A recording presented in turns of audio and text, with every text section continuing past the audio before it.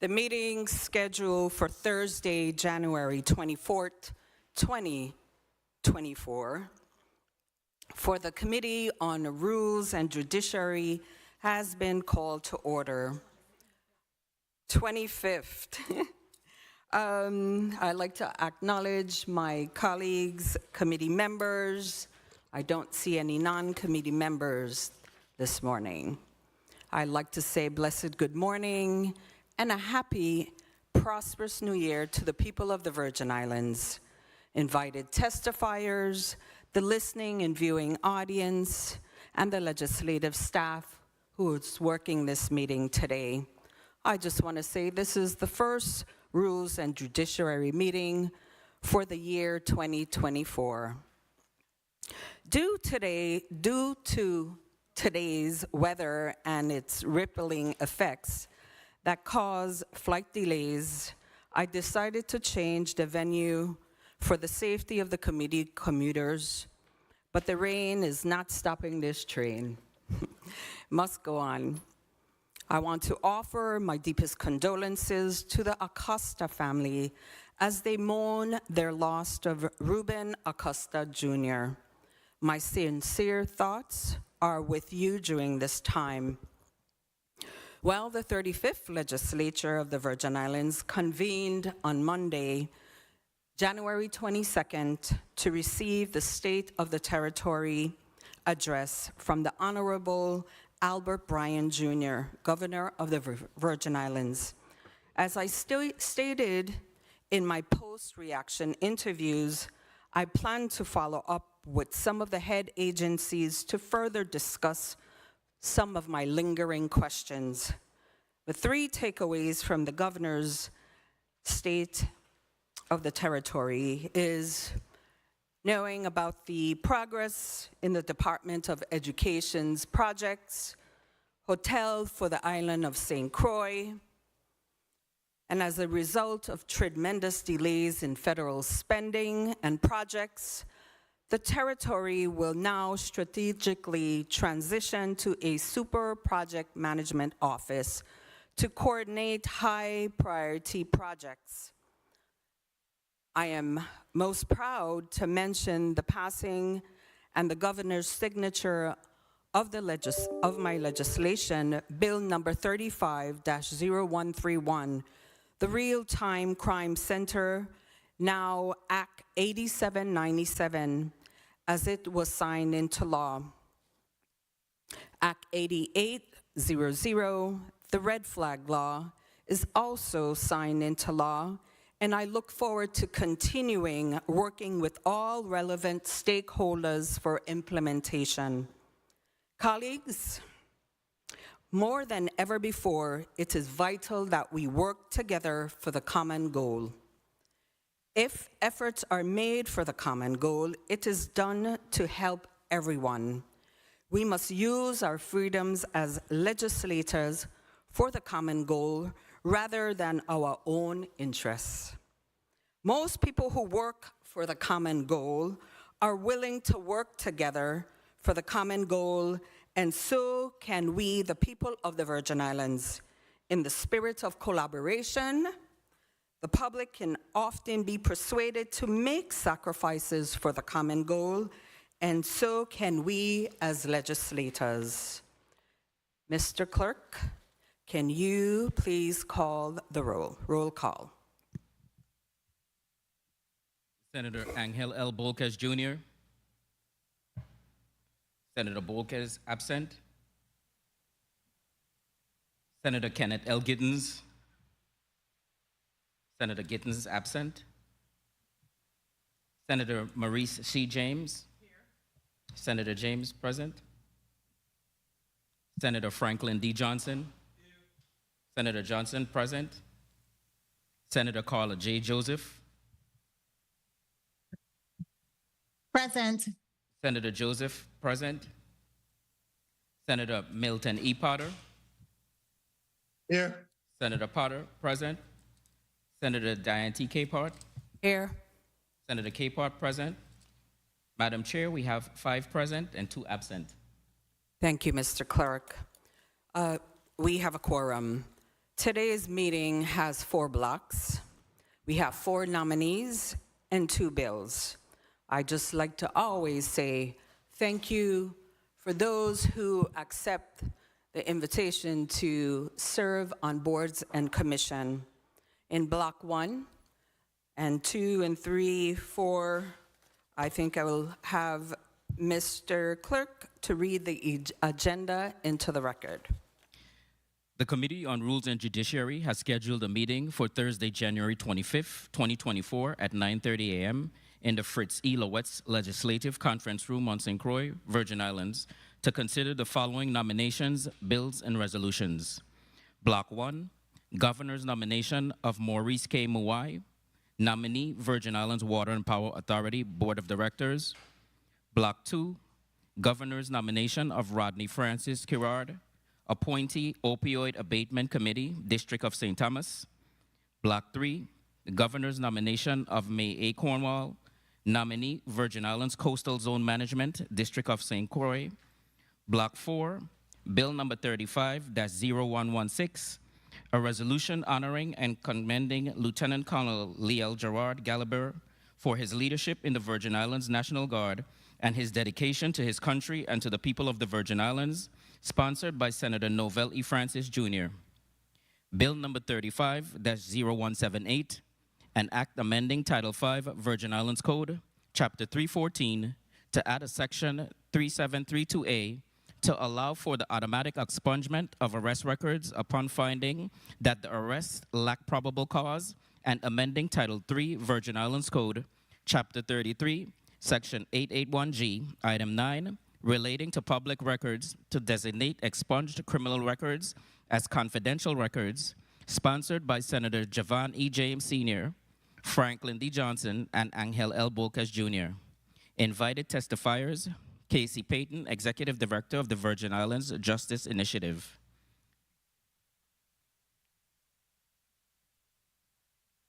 Thank you, Mr. Clerk. Are there any correspondence to be read into the record from any committee member? There are no correspondences, Madam Clerk. Thank you. Madam Chair. Thank you, Mr. Clerk.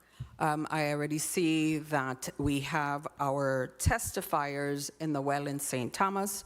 This is kind of unusual because once I have a committee meeting, I usually have the testifiers in front of me. So I'm looking into the screen to see the TV to actually see the testifiers. So please bear with us, or bear with me as we deal with these remote challenges. So I see that we have our first testifier in the well, and at this time, I would like to do some housekeeping and ask my colleagues and everyone in the well to please to put your phones on mute or off. So, Mr. Mawai, if you would please stand and take the oath.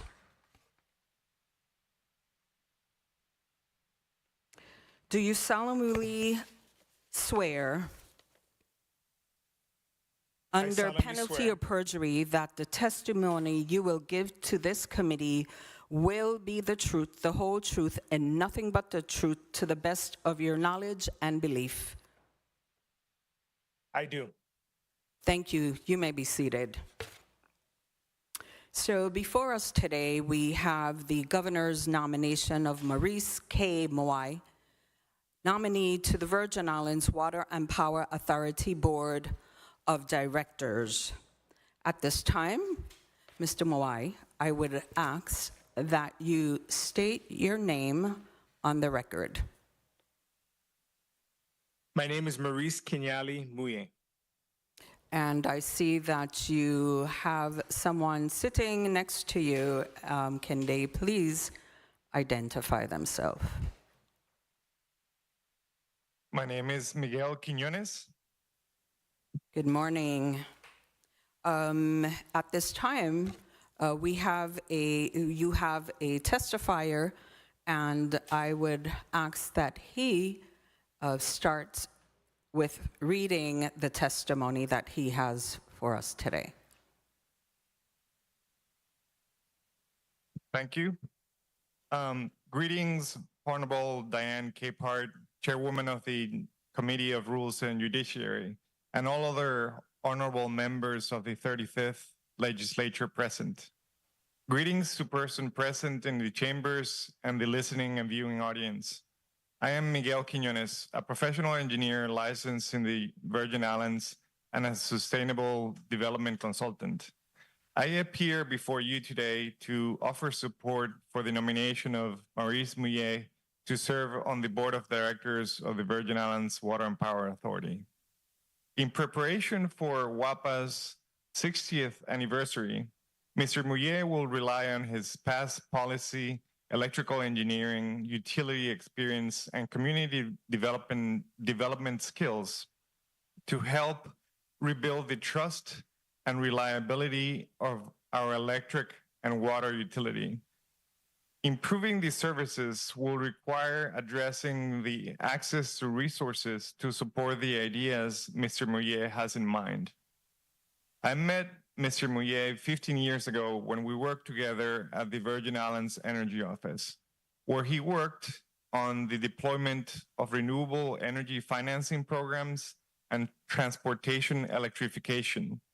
He intends to build on the work done by the Energy Office and WAPA in that regard.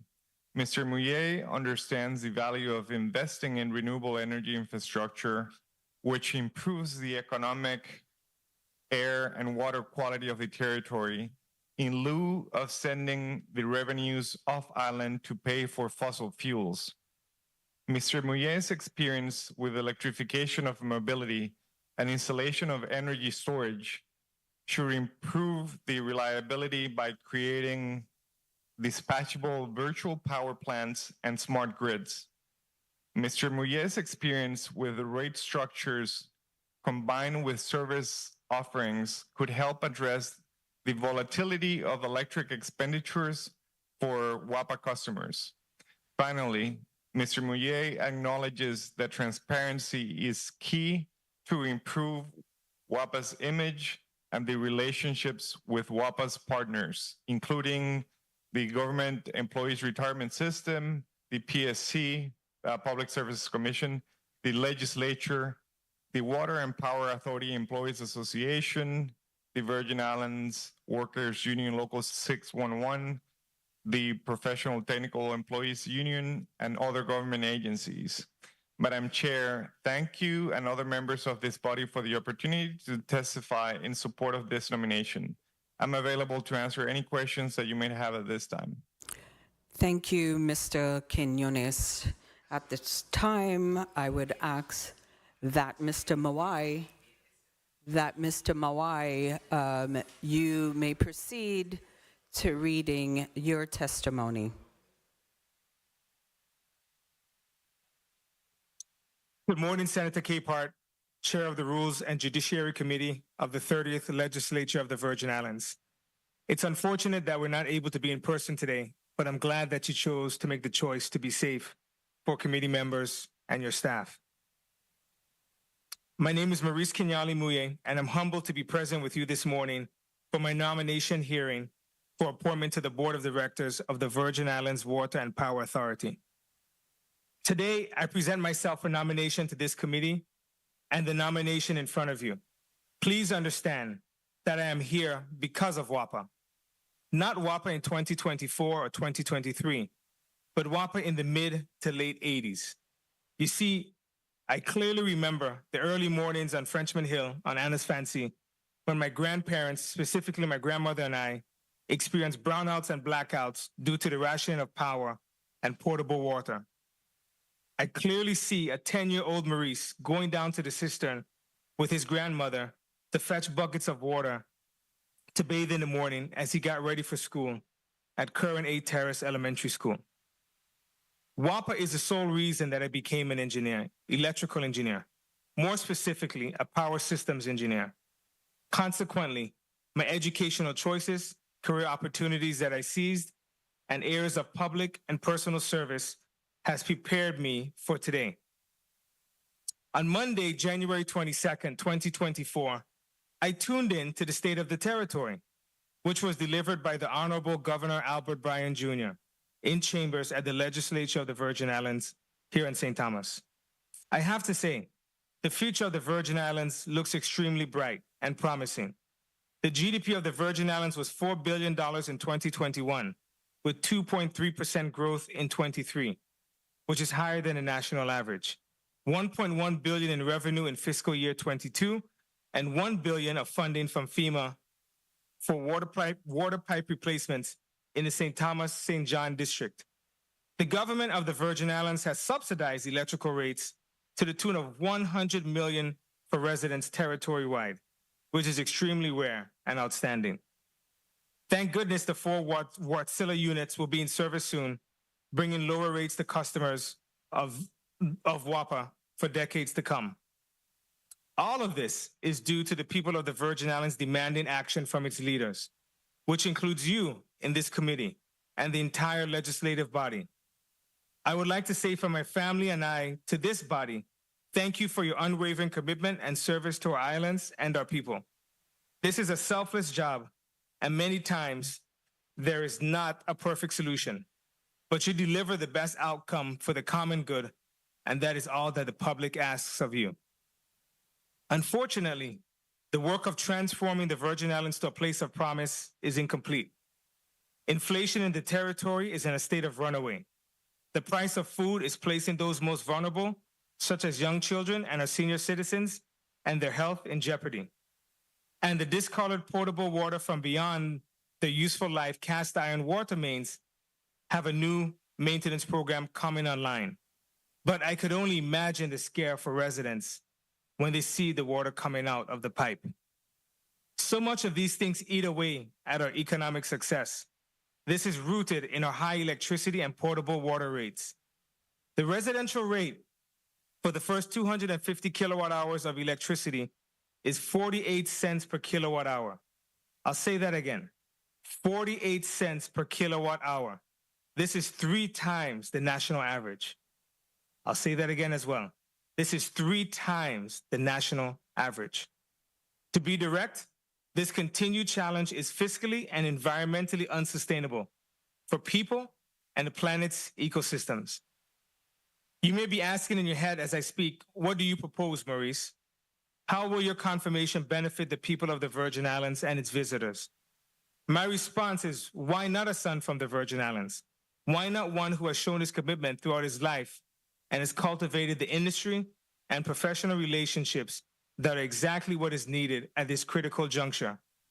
We have a similar vision, one in which the progress and performance of WAPA is sustained over time, and there during hard times when people feel it the most. WAPA must perform at all times, in good times and in bad times, and that is what we ask. WAPA must tirelessly work to achieve a residential rate between 12 to 14 cents per kilowatt hour. And I will say, this is extremely challenging to achieve that. But achieving that rate will certainly bring a better life to the people of the Virgin Islands.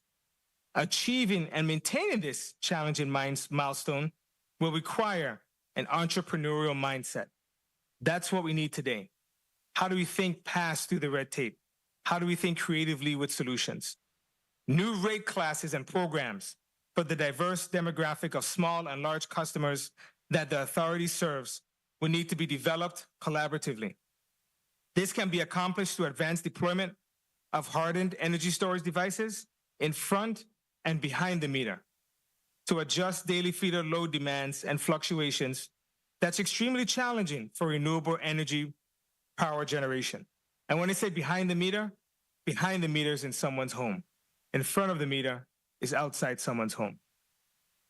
These programs can partially be paid for by reducing O&M through the increase of predictive maintenance, the renegotiation of more flexible and long-term contracting vehicles for labor, equipment, and materials procured in and out of the territory. The key 2 words here are procured in the territory. That keeps more money circulating within the territory than actually leaving the territory. We have an opportunity for a new class of electricians, laborers, engineers, finance, vendors, and training of the next generation of the Virgin Islands labor force today. The Virgin Islands should not only be best in class in tourism, which we heard that during the State of the Territory, but we should also be best in class in zero emissions power generation, transmission and distribution, resilience to climate change, and excellent in communications and customer service. To put the question to rest, when I'm away from the U.S. Virgin Islands and deep in power systems engineering activities, I am fighting for you back home. When I'm meeting with electrical equipment manufacturers and representatives, I am fighting for you. When I'm building strategies with customers and clients, I'm also fighting for you. My life's work is focused on learning abroad and bringing the best of power systems engineering and water delivery systems and practices back to the U.S. Virgin Islands to ensure that we are the best in the Caribbean region and the United States of America for the benefit of the people of the Virgin Islands. This is my vision for a U.S. Virgin Islands that our ancestors will be proud of and one that our children will thank us for leaving them, as they are the future leaders of our beautiful islands. Thank you for your time, and I will take any questions that you may have for me. Thank you, Mr. Moai. At this time, we'll just take a brief 3-minute recess. Committee stands in recess.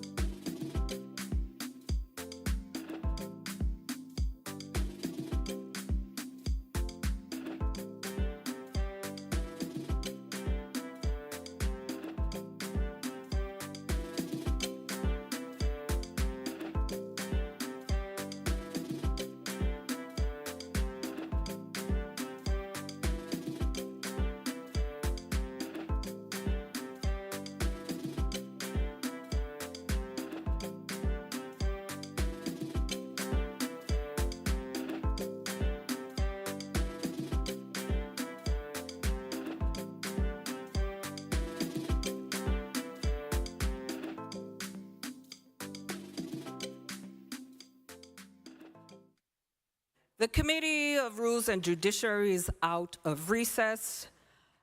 Now we would have a line, I am sorry, we don't have Mr. Moai on the floor. There he is. I like to acknowledge the presence and attendance of committee member, Majority Leader Kenneth Gittins. Can you please mark Senator Gittins as present? Can you please mark Senator Bolkes as present?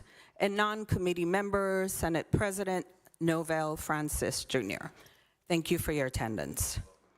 Colleagues, at this time, we would go into our line of questioning of 5 minutes for Mr. Moai. But before we get to my colleagues, I just want to say, Mr. Moai, thank you for your willingness to serve in this very important board for the Water and Power Authority. As a board member, you will be responsible for providing effective leadership, and that would enable the Water and Power Authority staff to develop and implement the necessary managerial programs, policies, and procedures and plans for the Water and Power Authority. So I want to say thank you again.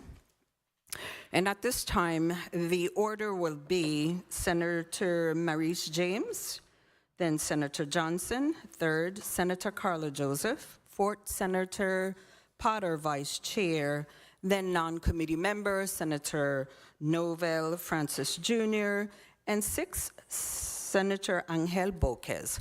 Senator Maurice James, you may proceed with your 5 minutes.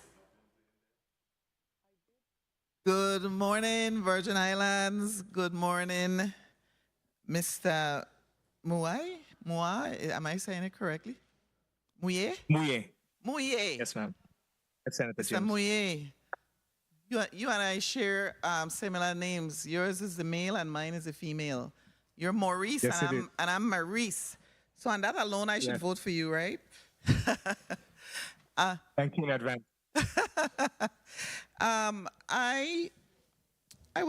Your testimony was interesting, Mr.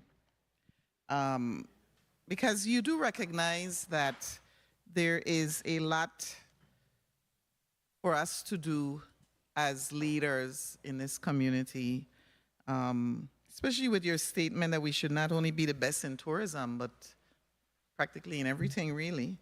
But you specifically said emissions power generator, zero emissions power generation, transmission, distribution, resilient to climate change, and excellent in communications and customer service. So that tells me that you've done quite a bit of research in what's happening in the Virgin Islands, correct? That is absolutely correct. How do you, as I know that you have a very strong background in this area. My question really stems from the fact that at times when people are placed on boards, there is a misunderstanding of what a board member actually does. And so clearly you've identified the problems, but I wanted to find out how well do you work with others? This is an interview, right? How well do you work with others? Because you are one of many others. Let's put it that way. Right. Go ahead. Go ahead. Okay. Thank you, Senator James, for your question. Well, yes, everything is an interview in life. I would say that my whole philosophy is working for the common good. And so I like to understand what my customer needs. And my customer, being a board director of the Water and Power Authority, would be the people of the Virgin Islands. They are my customer. I work for them. Right. Because I need to make sure that they have reliable power and safe, clean drinking water for their homes and businesses. And so just to give you a little bit of understanding of what is necessary to be a board member, a collaborative board member. I live in St. Louis. I serve on city council. So I have a similar responsibility in terms of serving the residents of Richmond Heights, a fiduciary responsibility to make sure that the city's finances are in order and making sure that the city moves ahead with growth and certainly not deficit or stepping backwards. Let me quickly ask. additionally- Let me quickly ask how many members are on that council? The council that you We serve have- on. Eight council members and one mayor that breaks the tie. Okay. And so you understand then very well that one of 8 means that you need to have collaboration with the others to make things happen. That's what you're saying, right? That is correct. Yeah. And we work extremely well together Yeah. by recommending legislation, getting by, and making sure the legislation is fit correctly for the time and the place. Thank you for saying that. That's exactly where what we should all be doing. One of the things that caught my attention in your testimony was that 2 minutes. you state that by doing these various things, like even though you're away, you're fighting for us back home. When you're meeting with electrical equipment manufacturers and representatives, power systems, engineering activities, I am trying to find the link. Explain to me that link that you're talking about here, that while you're doing those things where you are, you're fighting for me here. Right. So I'll give you a most recent example. Okay. So actually before COVID, Carl Knight Cal Fleming from the Energy Office and we were speaking about electrification of vehicles in the Virgin Islands. And so I was doing this stateside for St. Louis and a number of other places throughout the country. And essentially I was giving Kyle and the Energy Office good advice into strategies and things that we can do that would be beneficial for the Virgin Islands and serve the Virgin Islands well. Yeah. And that was yeah. all done from my office or my home at sometimes in St. Louis. Yeah, so when I say- I'm happy to hear that because I'll go on record and say that I think that Mr. Fleming, Kyle Fleming, is perhaps one of the most effective people in the executive branch. So it's good to know that he is collaborating and communicating with you, because you do know he's a chair of the board, the chairman of the board, and so you already have a working relationship, correct? Yes, Senator James. Okay, great. That's really good to know, because a lot of times people do not reach back and help. And so that's sometimes we leave the Virgin Islands and we never look Time. back. You may Well, proceed. you have my support. I'll tell you that right now. You do have my support. My time has gone, but I was impressed with your credentials and what you just said about communicating back home and helping out. Thank you. Thank you, Senator James. Thank you, Senator James. In your testimony, you said something that really stands out for me.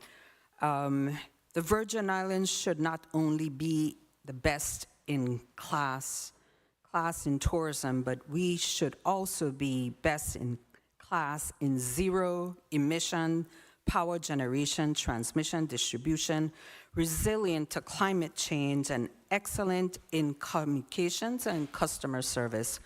That means a lot to me as I'm looking for individuals to serve on this board, to have a good understanding of our challenges that we face as climate change is happening every day. We need to be able to go with the times and how things are changing in this world. So I would like to just, at this time, I'm just going to yield to my colleagues and I'll ask my questions after.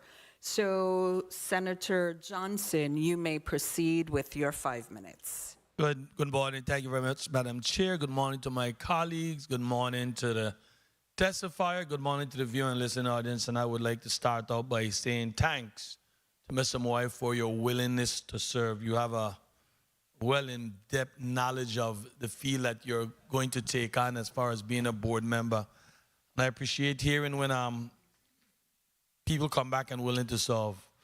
It's not easy to solve, but I'm really appreciative of seeing your willingness, and you already been on the job and not on the job yet, because you're talking about you've been having some conversation with Mr. Kyle Fleming for Energy Office, and that tells me that you're definitely in lieu of serving. And when I listen to your testimony, experiencing the blackout back in the 70s and 80s, I don't know if you know, sometime right now I think we're even just the same or worse. So I saw your question here on question number 30, you answered yes. And the question was, as you know, most of the Virgin Islands government does not have the monetary resource to continue business as usual. Do you have a physical plan in place to deal with less spending and streamlined systems to deliver service to the residents of the territory? You said yes. And you did give some ideas, but I would like for you to expand a little deeper to just guide us a little bit into areas that you might believe we can do better and spend less. Yes, Senator Johnson, thank you very much for your question. And I'll certainly expand on my answers in my nomination form. One of the biggest challenges that any large capital project has is project and cost control. And that is a big part of power systems and utility engineering. You have to control the costs. You have to manage the project extremely closely.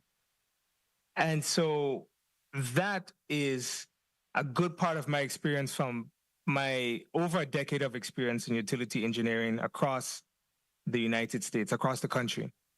And so that is one thing that with the money that we do have, making sure that we spend that money well.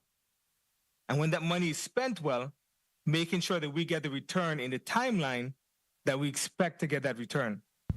So if we put, for example, a new transformer in service, that transformer should last approximately 30 years. It shouldn't last 5 years. It shouldn't last 10 years. But there are things that go into upfront to make sure that that is possible. And so I'm here, as I said in my testimony, I'm here to make sure that I bring back the best in power systems engineering to the Virgin Islands. That is my life's work. I've told many people, everyone that knows that, well, they know I'm from the Virgin Islands. That's one thing. That's usually the second question, or the second answer from me at least. But they always know that I plan to make my life a long round trip. And throughout that round trip, I will contribute as best as I can and as best as my ability to make sure the place where I consider my work being valuable, which is in energy and delivery of electrical energy. I appreciate it. Question. I appreciate you. Sure did. I appreciate your kindness, and a lot of folks don't know that most of us does wrong trip. We might go away for 20, 30 years, but when that time comes, we come back home. And your willingness to try to make sure that your home is in a better condition with your experience and knowledge really touches me a lot, and I appreciate hearing your kindness. Given the global focus on renewable energy, how do you see the role of WAPA promoting sustainability and renewable energy initiatives in the Virgin Islands? WAPA needs to be at the forefront of accelerating the deployment of clean energy resources. And we need to make sure that we do that in a way that it is protected against storms. Because we will have another hurricane. We will have another tropical depression. That is inevitable. Anyone that says otherwise doesn't understand meteorology or where we live. And so we need to make sure as we advance the deployment of clean energy resources that those clean energy resources are diverse in mix. So solar, wind, hydrogen, other transmission and distribution capabilities. These are the things that we need to make sure that if a solar plant goes down or if a wind farm goes down, we still have clean energy that could be brought back online quickly in a method known as black start. And the reason it's called black start is because basically you start from black, you start from zero. There's nothing. Time. Thank you very much for your answer. And I'll go out on the limb and say welcome on board. And we definitely need more Virgin Islanders with your knowledge on these board. And you bring a wealth of knowledge to the WAPA board that is well needed. We already brought next gentleman home that willing to serve on the board. I forgot his name at this time. But come with that type of knowledge that you have that I think is going to help us greatly. I appreciate and I say thank you in advance for your willingness to solve and help us make WAPA a better place. The governor did a well job in digging in the basket of hay and find out a good straw. I appreciate you. Thank you. Thank you, Senator Johnson, Senator. and thank you for your service. Thank you, Senator Johnson. Mr. Moa, you just list some of the sources of alternative energy.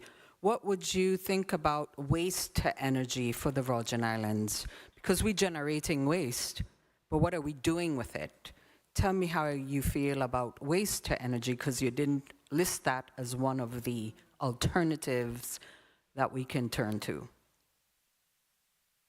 That is an excellent question, Senator Capehart. I remember back in,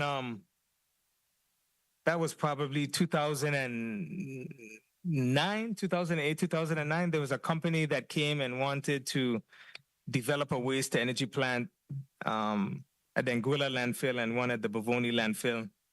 And at the time, their technology wasn't up to snuff or well proven, or they could not guarantee air quality for the Virgin Islands National Park.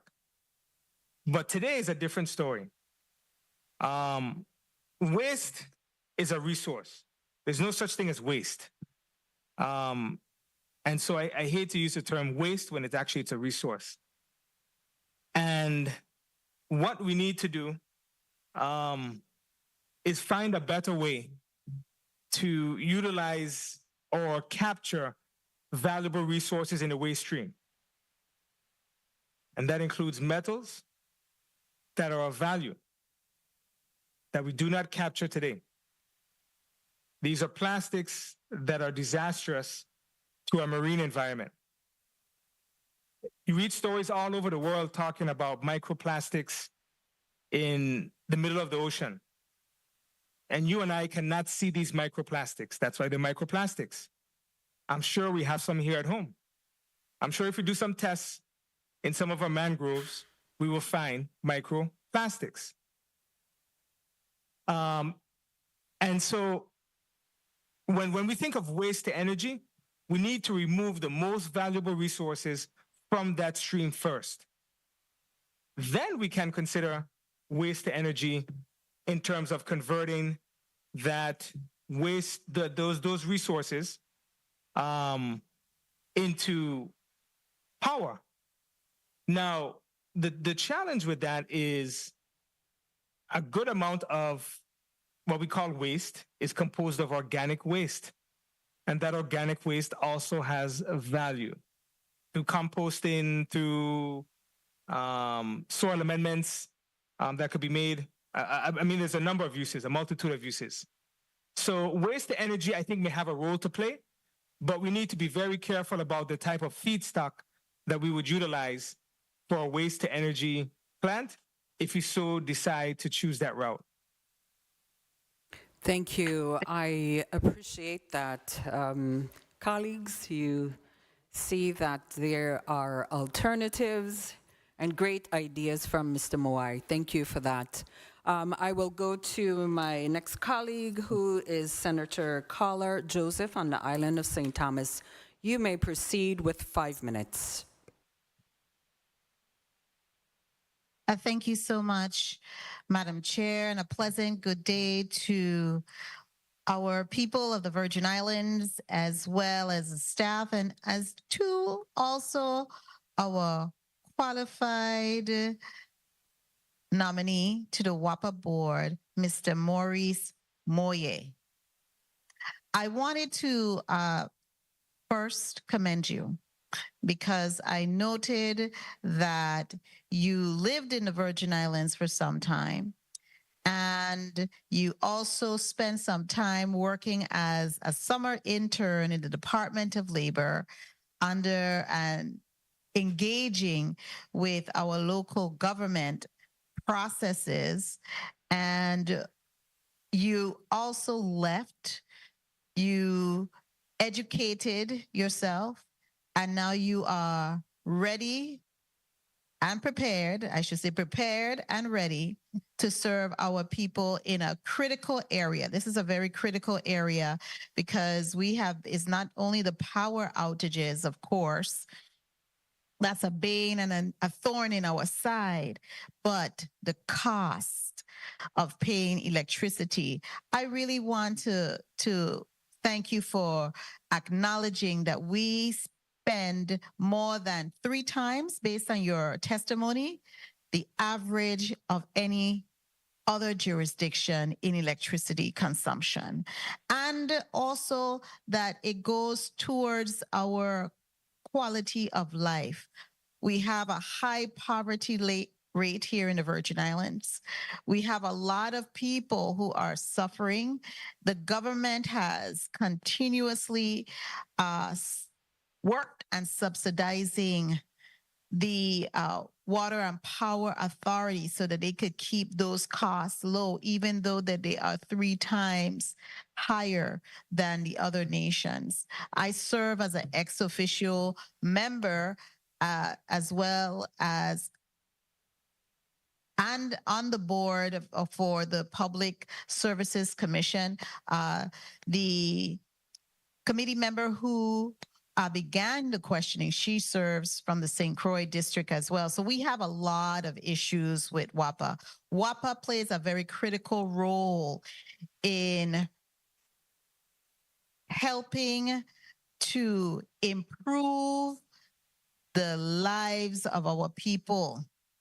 And so this body found it fitting to change our language with the boards to allow persons who live off island but have roots here in the Virgin Islands to be a member of boards and commission, because similar to what's going on around the nation, the Virgin Islands is seeing it more so because we are landlocked. We don't have a lot of people driving here. It's very expensive. You have to fly here or you take a boat. And because of those issues, we had to change the law so we could get more persons who have that technical and expertise qualification under their belt to do the work here in the Virgin Islands. We've had to hopefully gain our people trust from abroad to come back home and give. So I'm saying all of that to say I really am grateful. Okay, similar to Mr. Lionel Selwood Jr., he lives off island. He's a member of the board, the WAPA board, and we voted for him unanimously.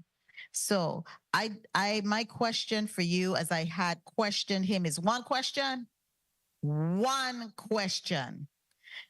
Do you have the time?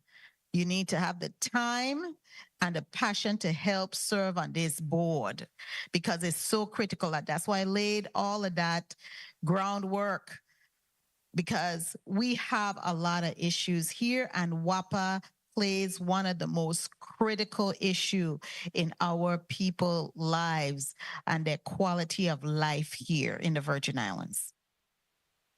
Senator Joseph, thank you, and I appreciate your kind word. And my answer to your question is yes, I do have the time, and I am committed. I am fully committed to the VI WAPA board and to the people of the Virgin Islands. That is unwavering in any way. Thank you. I'm going to hold you to it. I am going to hold you to it. I agree. Okay. I know Mr. Selwood has already proven he has the time. Okay. You have to prove that as well. So, Madam Chair, I don't have any further questions. I am very thankful for the governor to have sent this nominee down to us for our approval. And I will be voting in favor at the appropriate time. Thank you kindly. Thank you, Senator Carla Joseph, Secretary of the 35th Legislature. Thank you. At this time, I'll have the Vice Chair of the Rules and Judiciary Committee, Senator Potter. You may proceed with 5 minutes. Thank you very much, Madam Chair. Good morning, colleagues, and a special good morning to the testifiers before us today, the man of the hour, Mr. Maurice Moyer, as well as Mr. Quinones, who offered remarks on his behalf.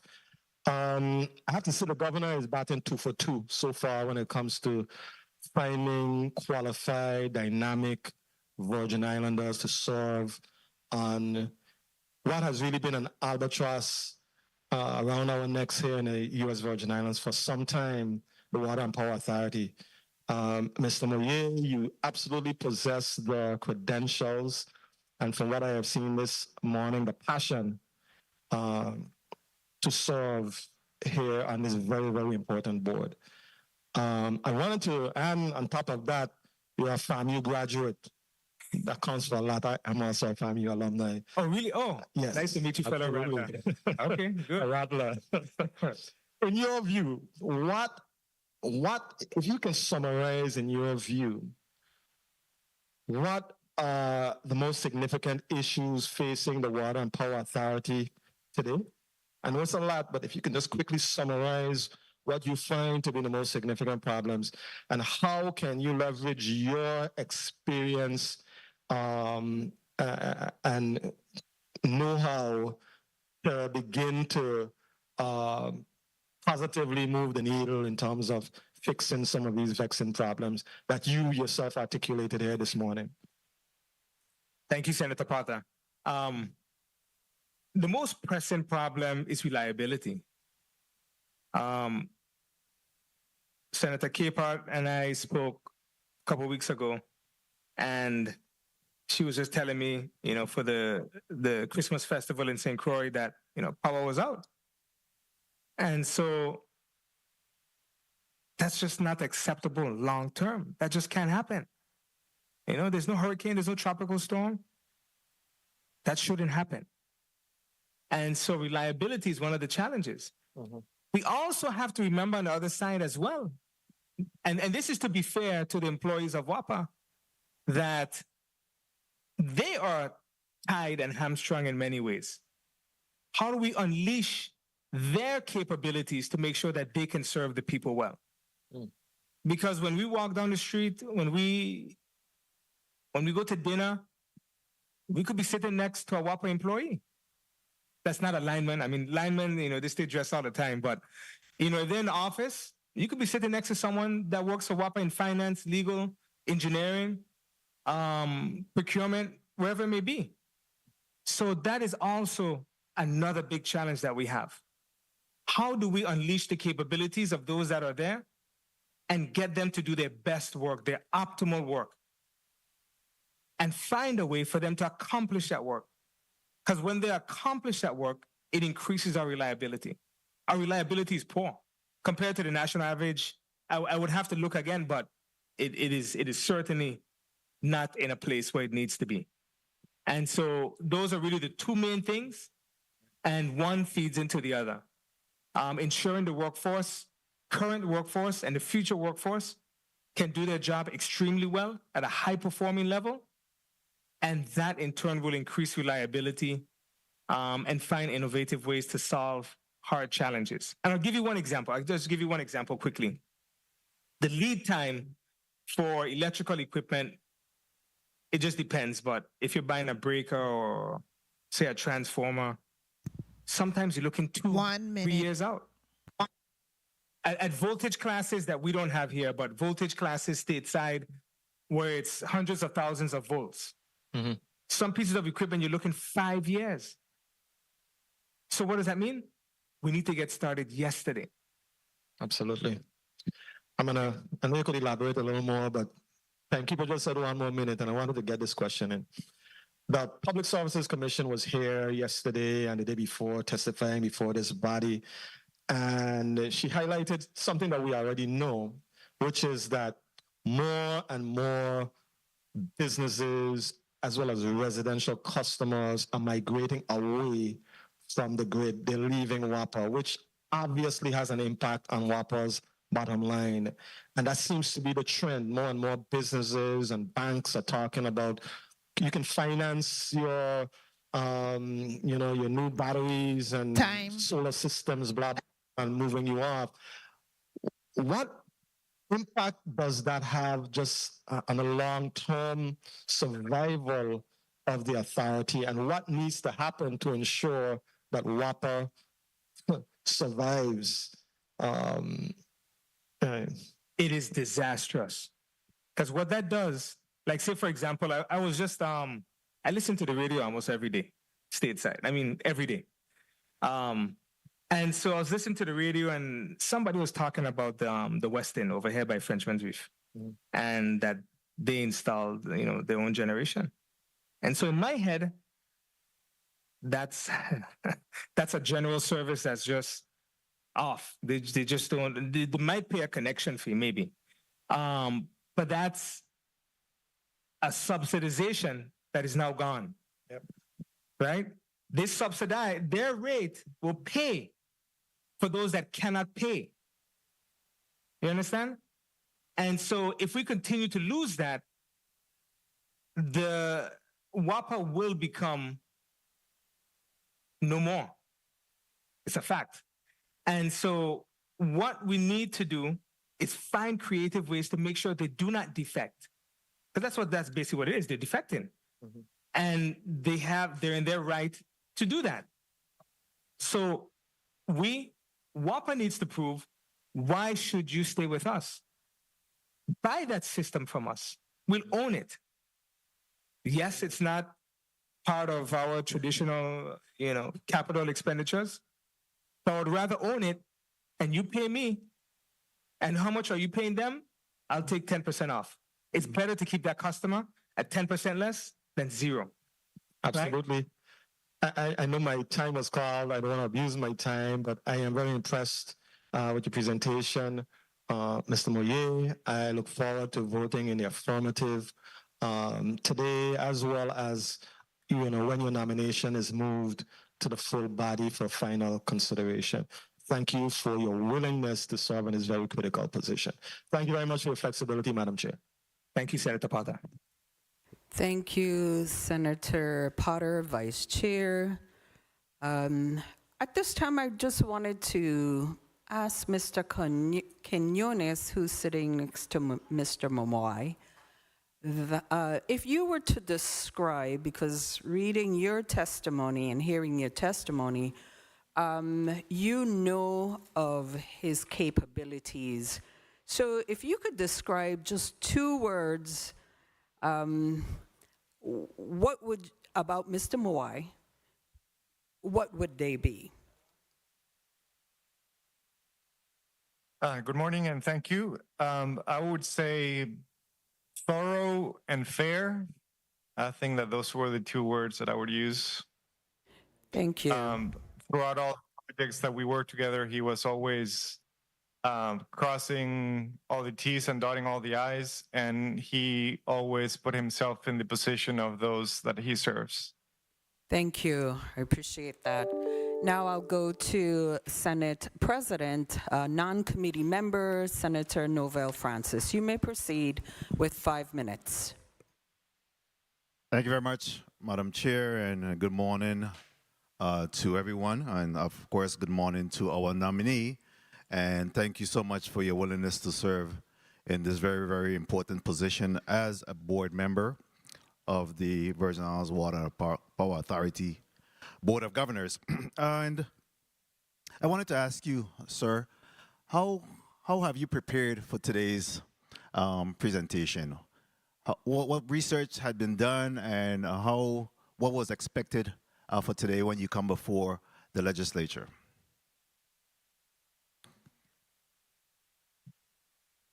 Thank you, Senate President Francis.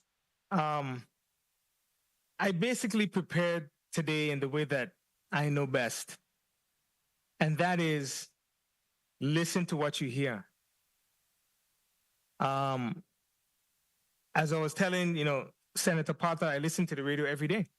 St. Croix, St. John, St. Thomas, every day. And that allows me to know things and to be able to make a strategy or understand more, to make sense of what I feel may be the problem, but really understand what the problem is.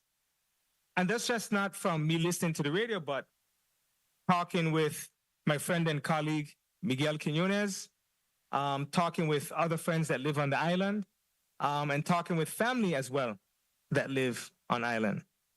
And so one of the biggest things most recently was listening to the state of the territory. I put it on my calendar. I made sure I was in attendance. Luckily, there was a delayed start, so that helped me. But that was really helpful in getting me to understand where the Virgin Islands is currently, the challenges that we have, and where we should go. And my role in developing my testimony this morning is for me to think, what is WAPA's role in the current state and the future state of the U.S. Virgin Islands? So let me. And that is how I. Let me share Yes. with you a little bit because I want you to understand the gravity of this issue at this point. And yes, WAPA is perhaps the #1 issue that's confronting the Virgin Islands at this time. It impacts our quality of life, it impacts our economy, and it's something that the governor have pledged to be able to address, during his term. So your presence on this board is extremely critical. And I am happy to say that I was one of the bill sponsors that moved legislation to allow individuals, that have lived off island and serving our diaspora to be able to come back home and serve. So today you represent, that type of exactly what the vision was in making that determination. I thank you for taking up that offer. But the issue of WAPA is, again, significant. And yes, a lot of individuals are moving towards the alternative energy. But today's a gloomy and doomy day, which means that our solar panels are taking a beating. Our batteries that's supposed to serve as our backup is taking a beating because, they had to work all night. So we still need WAPA to be as efficient and effective as possible. Can you share with that? Yes. So you're correct. On the past couple of days, so I arrived yesterday. So yesterday and today it was overcast, raining, and photovoltaics would not work well, of course, when there is no sunlight, if at all. And so one thing we always need to consider and understand is, and investigate thoroughly, is how do we clean up our baseload power? And I was, reading about the Wärtsilä units that will actually begin to work on diesel. I'm not sure if it's heavy diesel, but diesel nonetheless, and that will be transferred over to propane. It's combined fuel turbine. But the challenge is there's still a cost to propane. There's still contracts that you have to develop to deliver that baseload power to residents at a costly, in a fiscally responsible manner. So baseload power is extremely important. I won't deny that fact. I am actually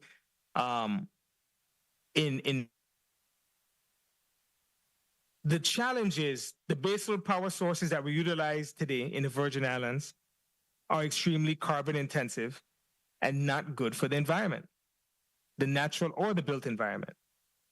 And so we need to find sources of fuel that are less carbon intensive. And that includes sources like possibly hydrogen, could be possibly a good source. and even that hydrogen being blended with natural gas or propane. And that's another option there as well.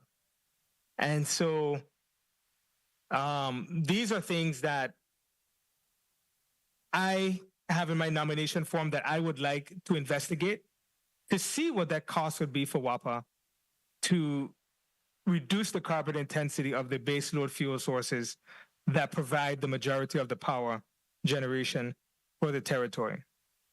Thank you very much for your response. And I know my time is about to be called, and I just want to wrap up by saying that, I want you to go on this board and give them help.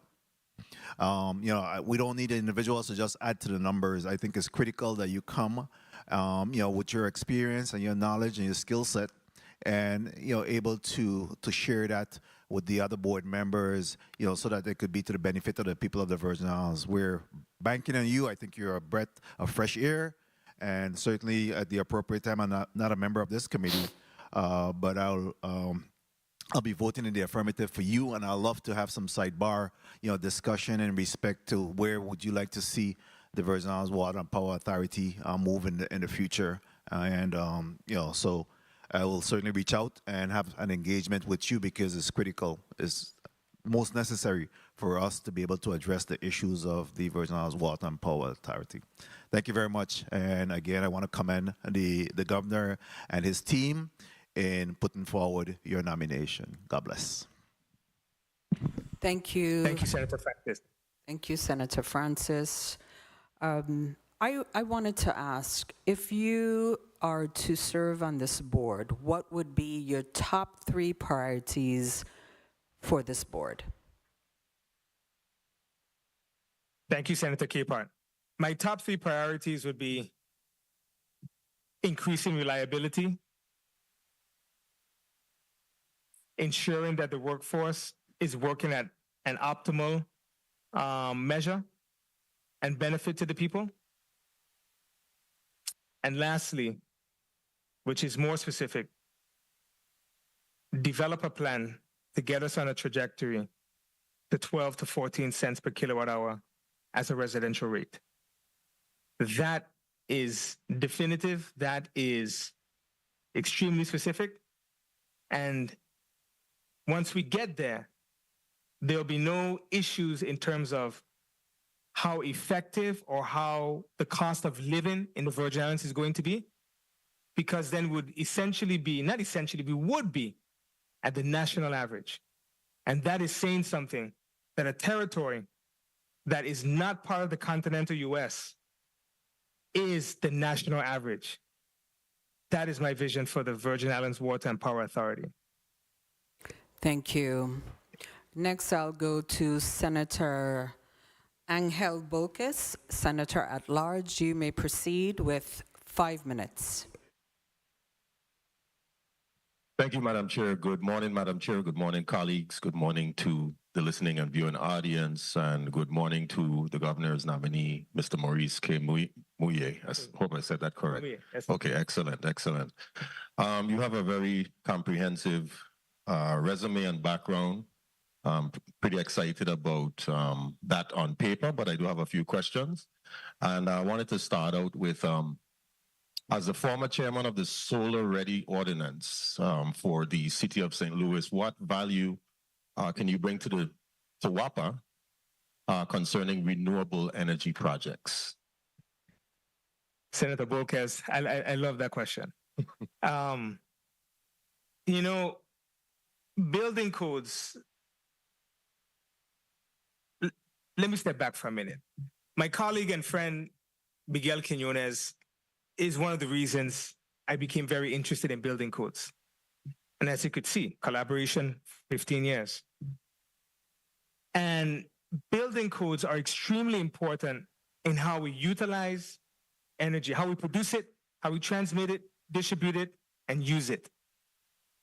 And so ensuring, this is a no-brainer, that all new construction in the Virgin Islands is solar ready. That should not even be a question. That should just be, how do we write it and how do we enforce it? And so yeah. Duly noted, duly noted. perspective on the challenges of the authority, what do you perceive as the most significant challenge of the VI Water and Power Authority, and how do you plan to address it as a board member? One of the most significant challenge right now is the WAPA is just putting out fires at best. And putting out fires doesn't allow you to grow. It doesn't allow you to progress because there's always something else taking your mind off the task, which is to create a better authority for the next 30 years. And so ensuring that maintenance has a very good cost control system is extremely important. For example, if a truck is rolling and that truck doesn't complete a job or multiple jobs in that one roll, that's not a good roll. Because that means you're paying for that truck, you're paying for that electric mechanic, you're paying for the fuel, you're paying for, all of these things that provide no benefit. So if somebody goes out to replace one street light, that's not a good job. You should be going out to replace 20 street lights. With a team of 2, if you could replace 20 street lights in one day, that's a good job. So, maintenance is really the pressing issue, because if you don't stay ahead of maintenance, things will break. And one of the biggest challenges is that when things break, when you're producing power for a community, it could be disastrous to someone's life. I totally agree with that. And as we know, the Water and Power Authority for many decades now, not throwing any jabs here particularly, but we know that the price of electricity has been on the upward soaring side of what people can afford. So we really want to see a change there. And we know that change comes with time and effort. And we're hoping to see those rates go down as you continue to build out the infrastructure of WAPA. But I wanted to know, what is your individual strategic vision if you move forward as a board member for the Virgin Islands Water and Power Authority, particularly 1 minute. in terms of sustainable and efficient energy and water usage and production? Right. So, one of the things that I even sometimes forget is the water part, right? And that is also extremely important. It's the source of life. It's a source of life. You can deal without power, but you can't have. And so ensuring that and replacing water mains and running service is extremely expensive.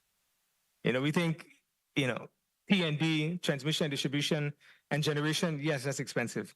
But water is extremely expensive. It doesn't make money. When you go to many places around the country, water does not make money. It is a cost. And in many places, the electric side or gas or any other type of generation, or whether it's or they're generating power to some fuel source, they subsidize the water side. So we don't have a utility strong subsidize the water side. We need to make sure, this is my vision, we need to make sure the utility is strong enough on its own, and we need to make sure it's strong enough and maintain a good water system. Madam Chair, if I may, just one quick wrap-up question. You may. Thank you, Madam Chair. And particularly on the water side, I'm assuming that you know the challenges that the Island District of St. Croix has been facing with water. And, I'm hoping that you can bring your expertise as a board member to help assist with some of those issues that the people of St. Croix are facing. If you are aware of that challenge as a board member, what are some of the ways that you believe that should be approached in order to find a solution? So thank you for that question, Senator Boquez. So yes, I am aware of that challenge in St. Croix and that ongoing challenge in St. Croix. One of the things that I believe is first and foremost in terms of the water challenges and problems that we have in St. Croix is that those mains have reached their useful life. they're cast iron. They've just reached their useful life. And with the environment that we live in, even though they're underground mostly, they have reached their useful life in an accelerated manner. And so one of the things we need to do is, in the interim, ensure that safe water production is carried out for residential communities. We need to ensure that if testing needs to take place, it's non-cumbersome. And this is another thing too. We always need to make sure, as those who serve the public, we need to make sure that processes are not cumbersome. If somebody needs to test their water, it should be as easy as going to get gas, right? And so these are the kind of things we need to think about in terms of, yes, we understand there's a problem. Yes, we're working on it. But this is where it comes to that customer service piece. We are going to make it extremely easy for you to give you a better peace of mind as we solve this challenge. Well, thank you for your responses. Thank you for putting yourself forward. Madam Chair, thank you for your leniency, and I look forward to voting in the affirmative at the appropriate time. Thank you, Madam Chair. Thank you, Senator Bolkes, for your line of questioning. Now we will go to the Majority Leader, Committee Member, Senator Kenneth Gittins. You may proceed with 5 minutes. Thank you, Madam Chair, and good morning to everyone. Testifier, can you pronounce your last name for me, please? Mouye. Mouye. All right, thank you. Welcome. Thank you for your willingness to serve, and I did listen to your testimony closely. So I know you went back into the days of going down into the cistern to fetch water, etc. You know, I'm thinking back on Act 8472, which established a new criteria for board members' qualifications. And if my memory serves me correctly, I believe it was back in May of 2021 when the original bill was vetoed. And it claimed a lot of things that the legislature was trying to do. However, one of the things that I remember was said that it's going to be harder and we're going to can't find qualified people to serve on these boards, etc. I'm seeing opposite of that right now, because to include yourself, I must say that the last two, at least nominees or nominations that I saw come before us, you guys come with great qualifications. So I want to say that Act 8472, in the legislature's wisdom to address what's going on at the authority, we were forward thinking. So thank you again for stepping up. Now, additionally, I heard you say that you listen to the radio every day. I mean, ain't everything on the radio we believe, no, but it's a good thing to listen and know the pulse of the people.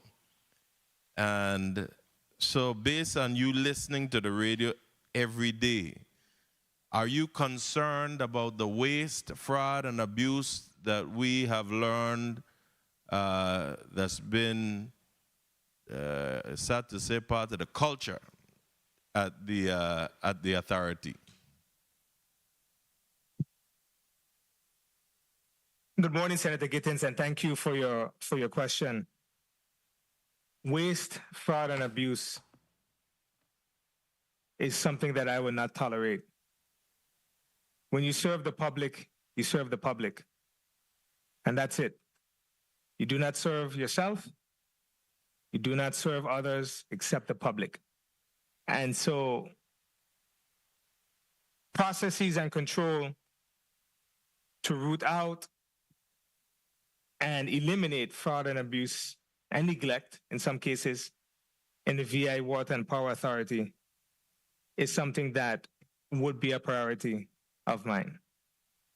And I appreciate that statement because it appeared to me what was happening before is that the cart was leading the horse, but we have right-fitted this through Act 8472, and we just want to see it go in the right direction. And I'll ask, and I'll leave you with this: why do you believe we have the most expensive electricity in the United States, and what do you believe we can specifically do to reduce costs down to the, I believe it was the 12 to 14 cents per kilowatt hour you stated in your questionnaire? Tell me how we can achieve that. Yes, thank you for this other question, Senator Gittin. So the reason we have such a high cost of power is because we are not connected to the continental U.S. It's an unfortunate fact that increases the cost because we bring in fuel to power generation and transmit and distribute it locally. To solve it, we seriously need to think about WAPA's role in economic development in the country, in the territory. And that is going to be extremely important in WAPA moving forward and WAPA growing to serve the residents in a better way. So you think that this is achievable to get down to that? We have to achieve it, Senator. Great. Because if we don't, there will be no WAPA. And the Virgin Islands will become a place that is, I'm sad to say this, only for tourists, only for visitors. And that's not a Virgin Islands that I think any of us want to see. And we like people to come, we like people to visit. I send people all the time. Right? And if that's the case, they too ain't coming. If that's the case, they too ain't coming. But That's true. At some point they wouldn't. Yeah. So at some point that would be. So I think time was called, but I just want to ask one more thing about how much of our electricity can be generated through alternative energy. Your thoughts on that? So my thoughts on that, that's a hard question to answer in this moment. But what I can say is that I would estimate that we can possibly generate between 30 to 50% of our power from renewable energy sources. And that, of course, would be backed up with energy storage devices that are critically located out, in front of the meter and behind the meter. So basically, WAPA assets in front of the meter, and in my opinion, it should be WAPA assets as well behind the meter as well. And these are things that we can do today. These are not technological problems to solve. These are things that we can do today that would benefit the utility, that would reduce costs, and it would actually bring a lot of work to the territory to get it done, relatively speaking. Thank you for your response, and let me thank you in advance for your willingness to return to your community to assist us with our energy situation. I'm looking forward to supporting your nomination at the final end and looking forward for this reduction to the ratepayers. Thank you so much. Thank you, Madam Chair. Thank you, Senator Gittins. Colleagues, this concludes the first round of questioning, and I would ask if there are any other questions, burning questions, any of my colleagues would like to ask at this moment. If not, I will entertain a motion after that. So, colleagues, any burning questions? St. Croix, Senator Francis, you may proceed. 1 minute. Thank you very much. Just real quickly, I wanted to ask you, Mr. Mouye, in regards to the WAPA current situation and the fact that they're in a what I call a perfect storm, where we have a lot of individuals that's moving towards the alternative energy, and WAPA still needs to function at an optimal level for those individuals that will not be able to certainly move over to that alternative energy. How do you reconcile, the cost association will continue to operate at an optimum level despite so many individuals that's jumping off of the grid? Any thoughts on that? So, Senator Francis, that is an unfortunate reality of the seconds. Virgin Islands right now, and it will further increase rates. That is just a known fact. It will further increase rates as more people defect from the grid, as more people leave the grid. The actual benefit to the grid is that it is an infinite bus that we all join and take and utilize energy from. The challenge is that bus sometimes does not operate as it should. But when needed, everyone joins back that bus. And so that's what we need to show customers. Yes, we have our challenges, we have our interruptions. It is not optimal, but we need to show people that this infinite bus is there for you when your generation breaks. You have to tie into this to get power. But there's really nothing you can do to stop someone from leaving the grid. I mean, the one thing that could maybe be done, which is actually not good long term for any customer, is you have a high reconnection fee. If you want to leave WAPA, okay. But if you want to stay connected when you need WAPA, there is a high fee for that connection. So basically non-usage, but connection. But that's not advantageous for the customer or for WAPA. What is advantageous is that WAPA needs to make sure that if they cannot provide, or I should say in the future, if we cannot provide these services to our customer, we need to offer these services to our customer as the market would offer these services to our customer. And that is something that is, I would have to look at the VI code, but I'm almost positive that that's something that the VI code would allow, because it would still be a WAPA asset, but just maybe through a different financing vehicle, operation and maintenance vehicle, possibly. But these are all the things that I aim to bring to the board to make sure we can investigate and work with my board colleagues to find the right long-term solution.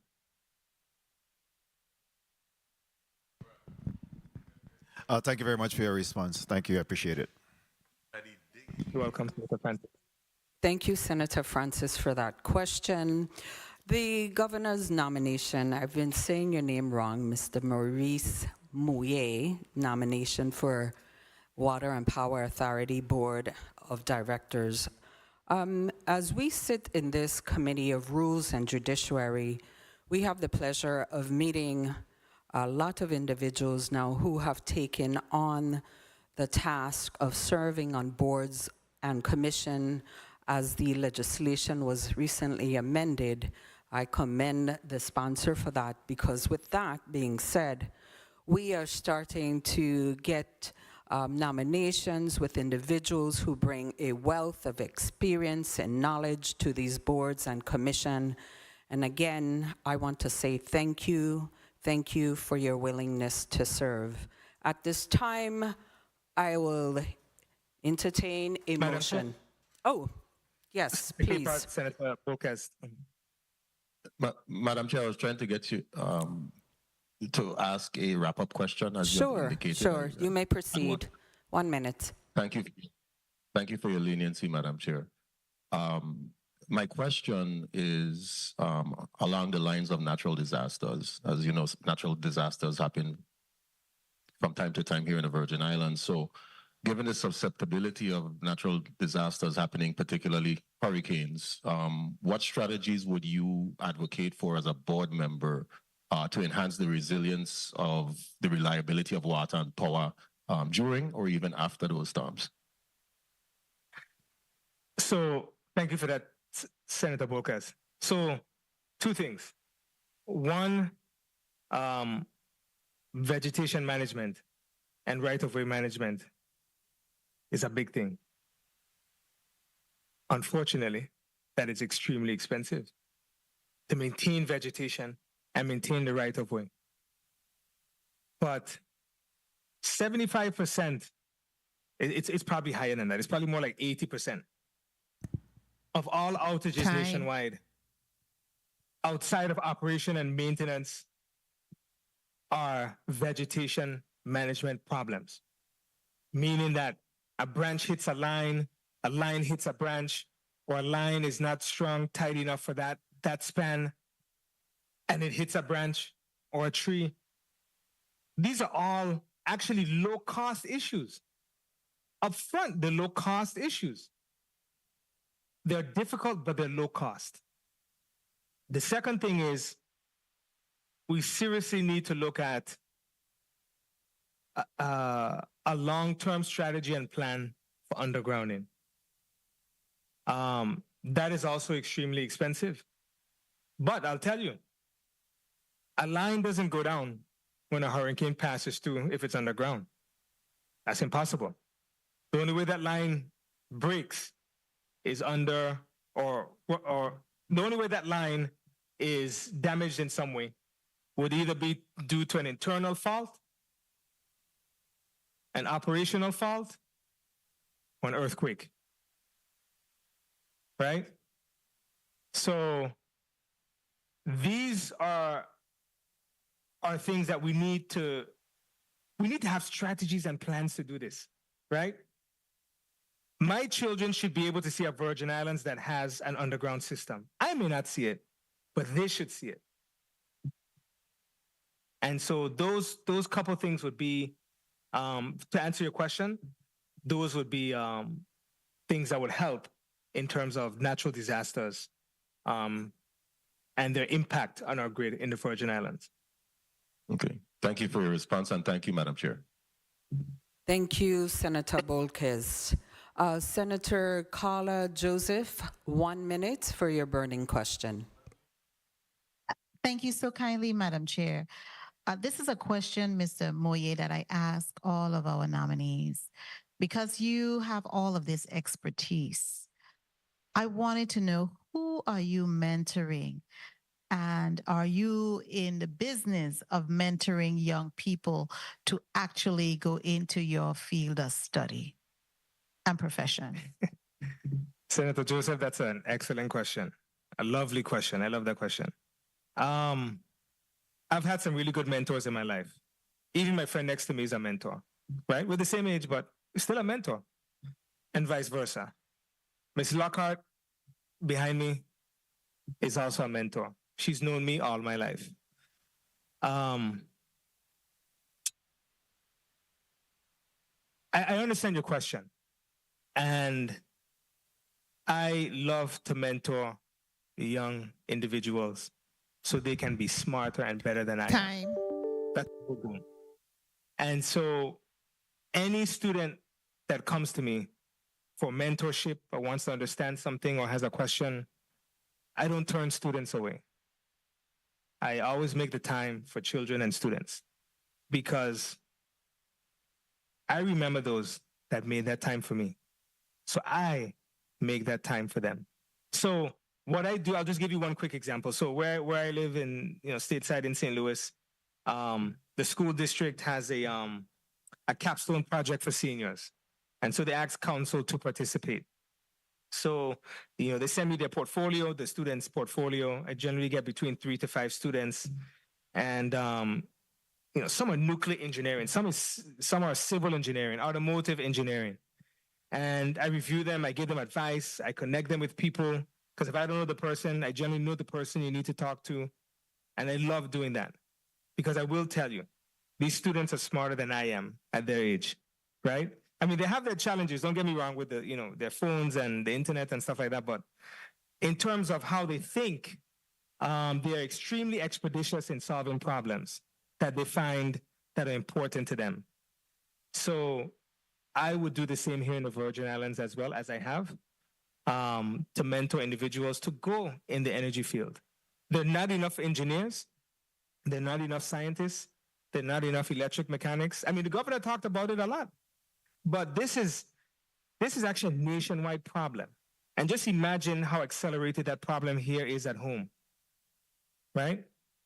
And so finding ways to ensure that we can build the next workforce here is extremely important, especially in energy, because these are going to be the people that are going to maintain it and that are going to build the next grid for, the next 100 years or beyond that. Thank you. Thank you, Mr. Mouye. At this time, do I hear a motion? Motion, Senator Bolkes. Thank you, Madam Chair. Madam Chair, I move that the governor's nominee of Maurice K. Mouye, nominee for the Virgin Islands Water and Power Authority Board of Directors, be favorably voted upon in this committee and reported out to the full body for further action and consideration. I so move.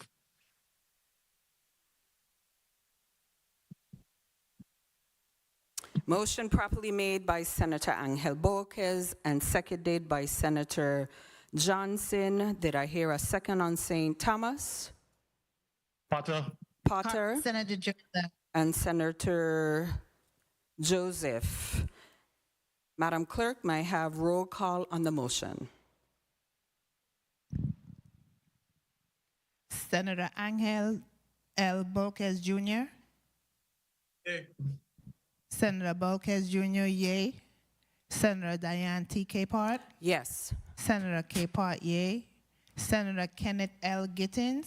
Mouye. Senator Gittins, yay. Senator Maurice C. James. Senator James, yay.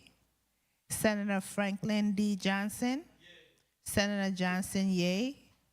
Senator Carla J. Joseph. Yes. Senator Joseph, yay. Senator Milton E. Potter. Yes. Senator Potter, yay. Madam Chair, you have 7 yeas. Thank you, Madam Clerk. The governor's nominee, Maurice K. Mouye, nominee to the Virgin Islands Water and Power Authority Board of Directors, has been voted upon favorably by the Committee on Rules and Judiciary and will be reported out of this committee to the full body for further consideration.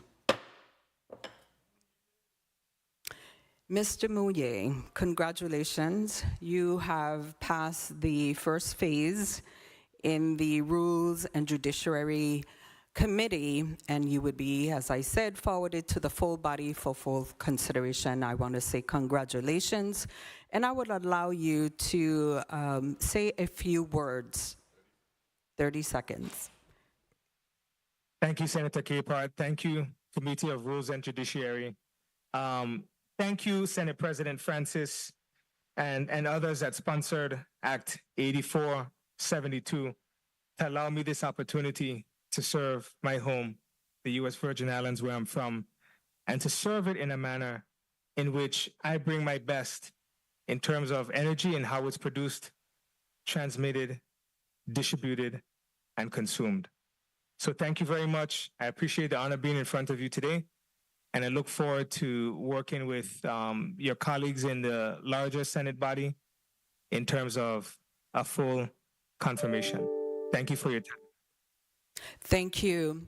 Since we are not, I am not in the St. Thomas chambers, I would allow my colleagues 3 minutes to have the opportunity to take pictures with you in the well. And we would then take a 3-minute recess, colleagues, and then I would entertain a motion pertaining to the today's agenda. The meeting stands in recess 3 minutes.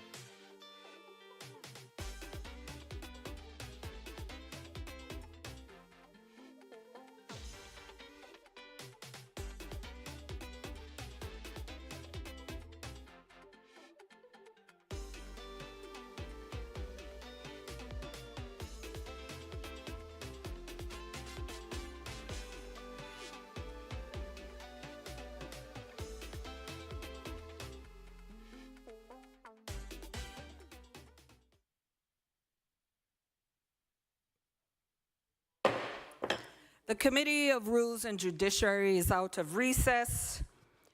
I want to let the viewing listening audience know Block 2 in reviewing the legislation, which is Title 3, subsection 415A, the nomination of Rodney Carrard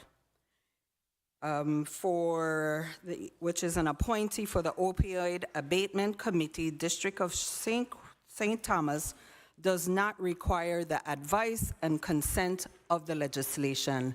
Do I hear a motion? Motion, Senator Bolquez. Thank you, Madam Chair. Madam Chair, I move that the governor's nomination of Rodney Francis Carrard, appointee to the Opioid Abatement Committee, District of St. Thomas, be removed from today's agenda. I so move. Motion properly made by Senator Bolquez, properly made by Senator Bolquez, and seconded by Senator Gittins. Are there any objections? Hearing no objections, so ordered. Moving right along to Block 3, the governor's nomination, May A. Cornwall, nominee, Virgin Islands Coastal Zone Management District of St. Croix. Welcome, Ms. Cornwall. Before we have you begin, I would like you to stand and take the oath.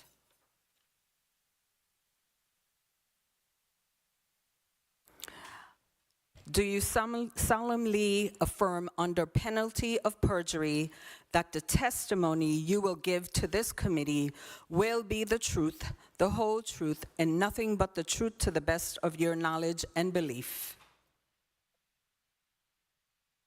Thank you. You may be seated.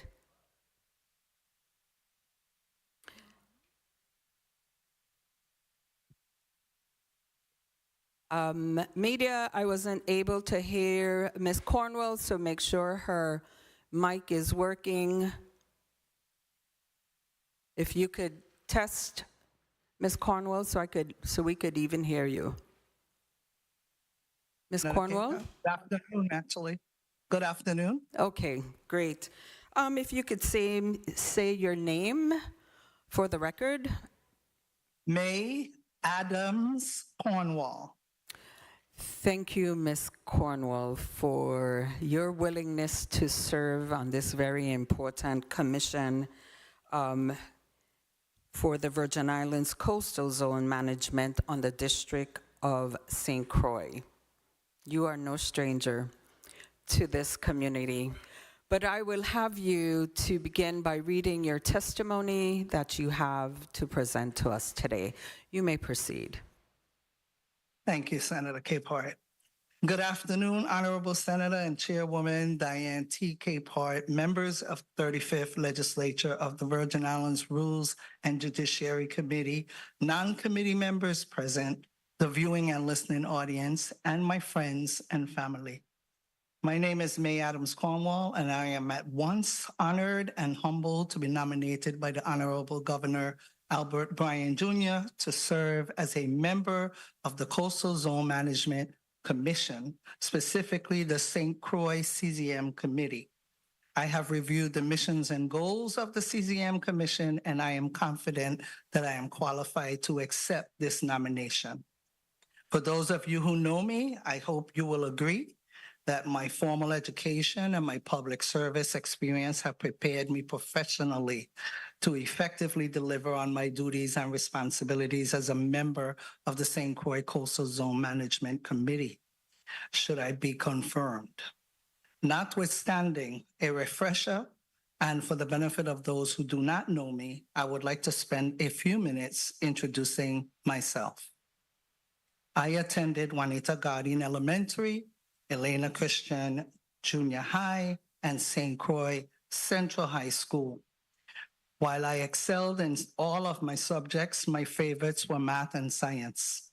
Upon graduation from high school, I was motivated to follow in the large footsteps of my brother, Roy E. Adams, architectural engineer, former director of planning office, and former commissioner of the Department of Planning and Natural Resources. I also received a scholarship from the Society of Women Engineers, which taken together led to my decision to study engineering. I went on to earn a Bachelor's of Engineering in Chemical Engineering from the City University of New York and a Master's of Science in Chemical Engineering from Howard University. In 1987, I returned home and served in several capacities in the government of the Virgin Islands for over 25 years. These roles included district engineer, director of environmental services, and chief engineer of the VI Department of Public Works, water superintendent, research grants and administrator, and director of water, alternative energy and grants for the Virgin Islands Water and Power Authority, and executive director of the Virgin Islands Waste Management Authority. At DPW and subsequently VIWMA, I successfully led the negotiations of the U.S. Environmental Protection Agency consent decrees and commissioned several major wastewater capital projects to comply with those federal consent decrees. These projects include the Mangrove Lagoon and Pedrito El Francois wastewater treatment facilities on St. Thomas, the Cruz Bay wastewater treatment facility on St. John, and the Harold A. Thompson wastewater treatment facility on St. Croix. All of these facilities achieved compliance with their respective major CCM permits and territorial and discharge pollutant elimination system permits. As the DPW chief engineer, I was also responsible for the management, operations, and maintenance of public roads, bridges, culverts, stormwater control systems, public buildings, public transportation, and cemeteries. In this capacity, I also chaired the quarterly utility accommodations meetings, collaborating with public and private sector utility partners to strategically plan, leverage funds, and minimize the socioeconomic and environmental impacts of our interconnected infrastructure projects. At WAPA, as the St. Croix Water Distribution Superintendent, my team was responsible for the daily operation and maintenance of the portable water distribution system on St. Croix, including sampling and testing the water to ensure compliance with the Safe Drinking Water Act. Additionally, working together with my engineering colleagues at WAPA, we successfully developed a project priority list and implemented a 5-year capital improvement plan, which included the design and construction of waterline projects in La Grande Princesse, Glen, Calcahoun, Wim, Camparico, and Richmond Pump Station to Recovery Hill Tank, among others. As the Director of Water, Alternative Energy and Grants, I also worked with WAPA engineers on the groundbreaking research and development of the first interconnection agreement and the launch of the initial net metering program, accompanied by an unprecedented energy audit service for WAPA customers to assess and manage their energy uses to be more efficient and reduce energy consumption and costs. In 2005, the Board of Directors of the Virgin Islands Waste Management Authority hired me as the first executive director of the newly formed autonomous agency. In this capacity, I directed the management of all human capital and financial resources allocated for the territory's wastewater and solid waste operations, maintenance, and capital improvement programs, which were transferred from the Department of Public Works. At this time, all 3 landfills were non-compliant, lacked operating permits, and had not been closed, upgraded, or replaced as required by federal law. More disconcerting, landfill fires, methane gas emissions, stormwater runoff, and leachate were adversely impacting adjacent communities in Bavoni Nada, Susannaburg, Enfield Green, West End, Henry E. Wilson Airport operations, and the quality of surface water, groundwater, and coastal water in Fishgut, St. John, Mangrove Lagoon, St. Thomas, and Crows Lagoon, St. Croix. In response to these imminent public health and safety threats, a comprehensive integrated solid waste management plan was developed. New landfill management operations and closure services contracts were executed. And again, EPA consent decrees were negotiated. Operations and maintenance costs and capital funding were justifiably increased, and solid waste tipping fees were proposed.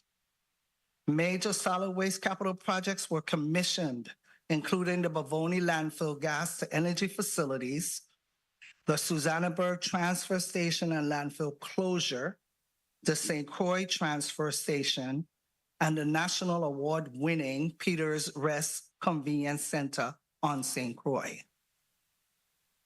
Lastly, in 2012, in accordance with the Comprehensive Integrated Solid Waste Management Plan, contracts for 2 waste-to-energy projects for St. Croix and St. Thomas were successfully negotiated and executed in close collaboration with the VI Water and Power Authority. Unfortunately, the desired and expected outcomes of these proposed projects: 1, increased waste diversion for recycling and reuse; 2, extended landfill life and closure plans; and 3, waste conversion to alternative energy would not be realized. After retiring from the government of the Virgin Islands, I continued my public service at the Federal Emergency Management Agency, FEMA, as a senior environmental specialist, environmental manager, an environmental historic preservation lane manager, and I am currently the public assistance EHP, Environmental and Historic Preservation, coordinator at FEMA headquarters in Washington, D.C. In this role, I coordinate the integration of EHP laws, regulations, and policies into the Public Assistance Grants Program design and delivery, policies, standard operating procedures, guidance documents, and training programs. Currently, I am also participating in the FEMA focus group on the National Environmental Policy Act, alignment with other federal agencies, and in the Office of Environmental Planning and Historic Preservation working group on the implementation of the Federal Flood Risk Management Standard. Working remotely at home on St. Croix has blessed me with the presence of my family and friends and the ability, once again, to serve my community.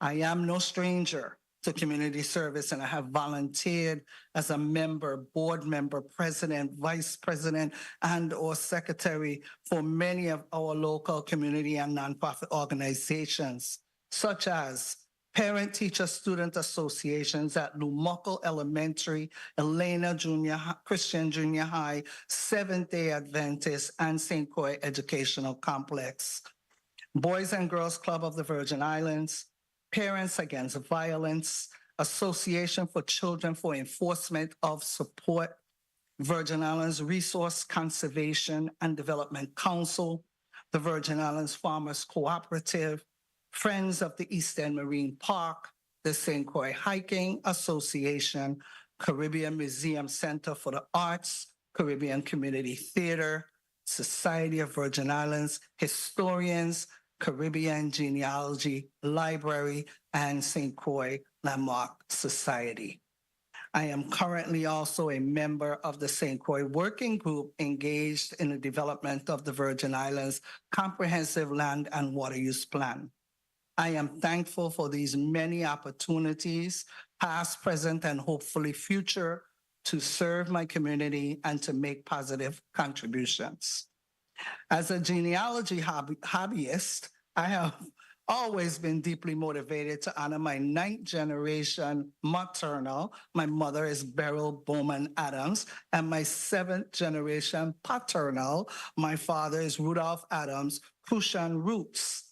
I am the proud mother of 2 children, Candace and Oriel Cornwall, and grandmother of 4 granddaughters, Yadea and Yasena Leo and Imani and Inara Watson, all of whom reside on St. Croix. I hope and pray to continue to set a standard of excellence for them to follow and a legacy of cultural heritage for them to uphold. It is a true labor of love to serve my community when given the opportunity to invest my time and share my expertise in support of the advancement of our connected Virgin Islands community, all of us. As a connected Virgin Islands community, I believe we must continually refresh and reinvent our collective vision. With respect to the Comprehensive Land and Water Use Plan, each island's working group is developing the plan that best fits its respective island, focused on its own unique natural resources and coastal attributes. Our collective vision calls for a more collaborative process to develop and implement strategies that complement our sister islands. One such strategy could engage all CZM committee members to objectively review permit applications on all islands. For example, territory-wide review of proposed projects supported by the availability of integrated data and GIS technology. The value of our shared knowledge and experience would lead to a more consistent and unified territorial CZM permit process. Further, this strategy would not only develop and expand the technical capacity and resources of members, but it would also or could also address committee membership shortfalls. As you know, we do have those. Innovative thinking could also generate more interest in serving on the CZM committee. One example would be to engage a cadre of University of Virgin Islands students in related fields of marine science and environmental studies through academic or work credit programs to effectively review projects as affiliate CZM committee members for practical experience in their fields of study. This is a succession planning approach and tool that could serve to identify and develop potential future candidates for the CZM committees. Further, DPNR's partnership with UVI could create and offer a CZM orientation and refresher course on the CZM governing statutes, rules, regulations, and policies for prospective new candidates, such as myself, and continuing CZM committee members. In fact, this model could be successfully applied to any and all of the boards and commissions. Another innovative approach would be to engage Virgin Islanders in our connected communities abroad, Act 8472. Our own homegrown, professionally trained, highly talented, and nationally recognized Virgin Islands in the diaspora are an excellent source of qualified project planners, developers, architects, and engineers. A strategic plan to engage and sustain their partnerships through educational programs and professional service contracts could also create a network of qualified candidates as well as technical and legal experts and consultants for the CZM Commission. Moreover, the CZM Commission could form alliances with governmental and non-governmental organizations with a nexus to share information, host annual summits, collaborate on projects, advance technology, support grant applications, and testify on relevant legislative measures. For example, the CCM Commission could engage organizations working to protect, preserve, and enhance coastal resources and critical habitats. One such alliance of the CCM Commission could potentially include St. Croix Environmental Association, St. Croix East End Marine Park, East Environmental Association of St. Thomas and St. John, better known as EAST, St. Thomas Fishermen's Association, Island Green Living Association, Island Resources Foundation, the Nature Conservancy, and World Ocean School. Together, this alliance connects technical expertise and potential financial resources to maximize our synergies, leverage our funds, and expand our capacity to successfully achieve sustainable outcomes. Indeed, for the better part of my career, I have participated and advocated for partnerships with our wider Caribbean community in the form of professional alliances that foster ideas and collaborative solutions for our overarching goal to manage and protect our shared coastal resources. The interconnectivity of our shared natural and coastal resources is the most compelling factor to build regional alliances and to strengthen our capacity to meet the common challenges of climate change and to prepare, respond, recover, and mitigate losses and damages due to increasingly more intense natural disasters. I think my fourth generation maternal roots in Barbados also is driving that. To be clear, watershed management planning is the cornerstone to protect, preserve, and enhance our coastal resources.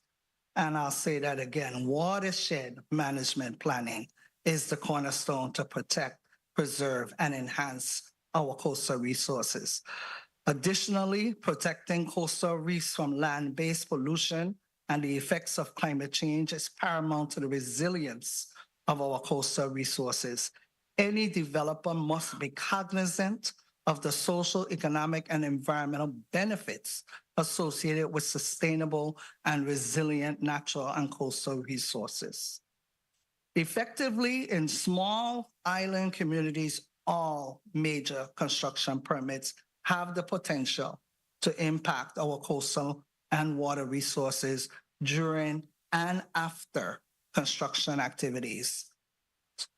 To comply with and achieve the intent and the expected outcomes of the Coastal Zone Management Act, the Comprehensive Land and Water Use Plan must recommend actions that establish a single-tier permit system, eliminate spot zoning, reform the zoning variance process, analyze real data and assess environmental impacts, and increase the capacity for enforcement and mitigation. In addition to my review of the CZM governing documents, I consulted with the current St. Croix CZM Committee Chairwoman and the Director of the VI CZM program at DPNR. As a result, I agree with their assessment and recommend a comprehensive review of the CZM governing documents, including statutes, regulations, policies, and procedures, in order to update and amend these documents as needed for consistency and to empower CZM staff and the CZM Commission to achieve our collective mission and goals to protect, preserve, and enhance our coastal resources. If confirmed, I pledge to utilize my technical and engineering knowledge, communication skills, work experience, and resource management expertise to comprehensively review proposed projects, exercise due diligence and integrity to assess, evaluate, and balance community and economic development needs with environmental and public health risks.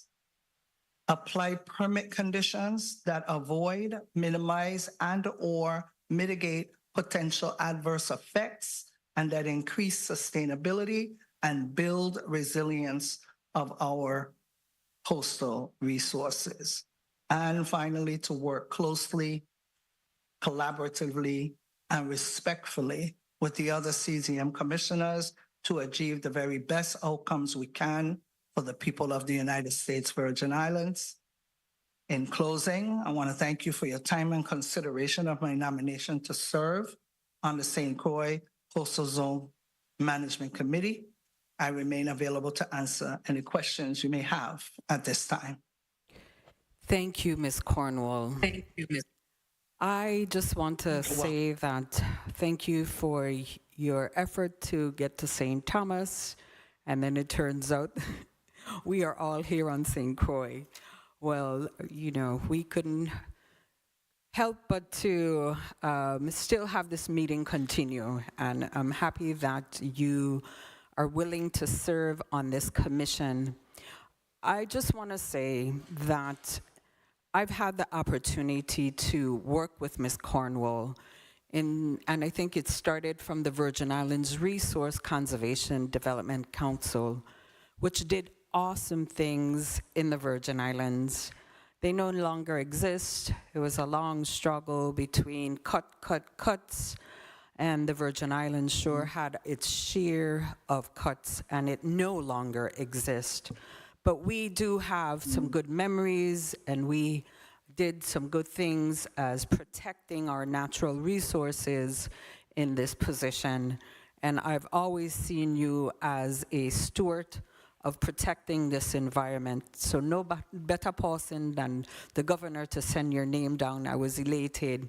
But I want you to let the people know how important it is for the commission and some of the functions that they actually do in this commission.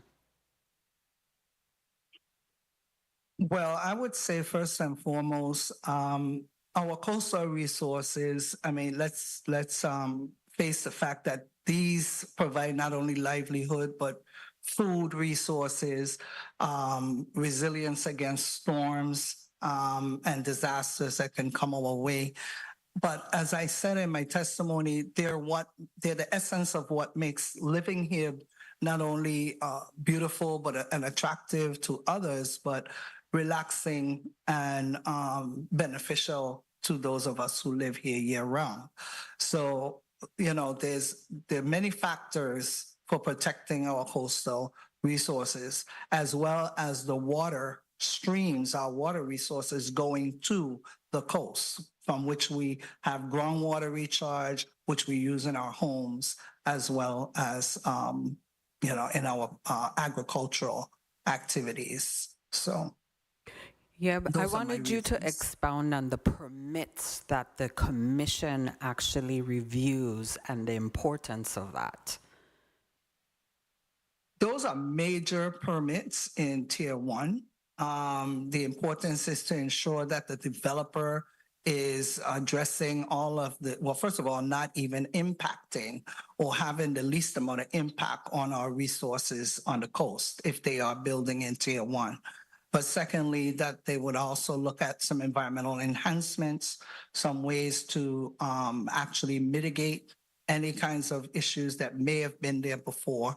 And then we put conditions on those particular permits to ensure and allow the CZM staff to enforce that these are met, that these conditions are met. So I think that is primarily the role of the permitting process. Now we only do it for Tier 1. I advocate that we do it for all major projects in a watershed that have the ability to capacity to impact downstream all the way to the coast. Thank you. I just want to, because I used to eat, sleep, and drink this stuff. Watershed management, non-point source pollution. And, you know, it's important that we all know that we live in a watershed, which is an area of land which water flows and eventually is deposited into the ocean. And I see the importance of you serving in this commission and adding value. So with that being said, I would start with my first colleague, which is Senator Maurice James, 5 minutes. Thank you, Madam Chair, and good afternoon. May Cornwall. Good afternoon. Adams, Cornwall. I said May, and I realized I had to continue because we are in a professional setting. But I know me all my life. Yes. So it's very easy for me to say up front that I am supporting your nomination because I know you are well qualified. And more than that, you have the you have your heart in it in the Virgin Islands. That's the most important thing to me. But I want to ask you, I'm actually on the same page as you are with your statement that you, about the single tier permit system, eliminating spot zoning, and reforming the zoning variance process, as those are the things that I believe need to be changed. But I'm also open to the other side, the critics of the the single tier permit system. As you mentioned earlier, each island is different, right? You have to find the plan that best fits the respective island, is what you said, because of their unique natural resources and coastal attributes. So one of the opinions that opposes I should say perspective, and the opinion is that if I'm applying for a permit, for example, in the middle of St. Croix, why should I, because St. Croix is flat, rolling hills, right? It's not flat like Miami, as rolling hills. Why should I have to go through the Tier 1 process as opposed to somebody who lives on St. John and St. Thomas, where clearly the upland activity goes downhill? What's your perspective, opinion, and in response to that statement? Well, first, I would say from a personal perspective, I live in a watershed where I am downstream and I am impacted by the upstream activities in the area where I personally live. But I do understand that St. Croix may have relatively less incidents of this kind of thing occurring. So hence we're back to how do we amend the regulations that it would allow for, I wouldn't say, for lack of a better word, I say exemptions from the CZM process if for some reason you're in the single tier, but you can show through a watershed study, for example, that you are not likely to impact based on what you are proposing.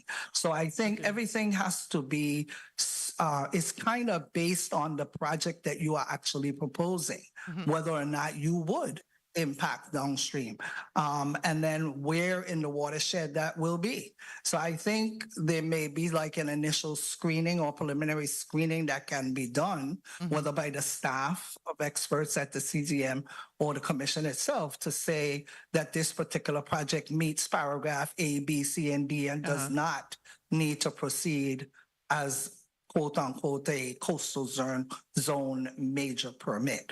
So that would be my first response. I'd have to, get more into detail later. When I get him, if I appoint 1 minute. Yes. Right. I'm sure you will be. But that's, I'm optimistic. I do like your response, because that would be a way to address it, that there are exemptions based, again, on the particular facts and circumstances surrounding the property that's being going through the process. One of the other areas that interested me, I recently spoke to Ms. Laplace at CZM, at DPNR, and asked her how she got into the position she's in, what motivated her, and it was really just, I believe, a summer job where she became aware of the careers. And I saw where, and that's one of the problems we're facing, not only in DPNR, but throughout government. I mean, yesterday with the hearing we had, DPW talked about not being knowledgeable about, may I continue, Madam Chair? Yes, you may. About not being, thank you, without not being familiar or having policies, for example, on microtrenching. It seems like we're always behind. And I'm just wondering, how do we get students or our children to understand how many different careers exist within our government, on our island. And I really did like your idea of the UVI connection, but it seems as if people don't realize the opportunities, children, and maybe even their parents, the opportunities that exist. So can you just touch on that a little bit?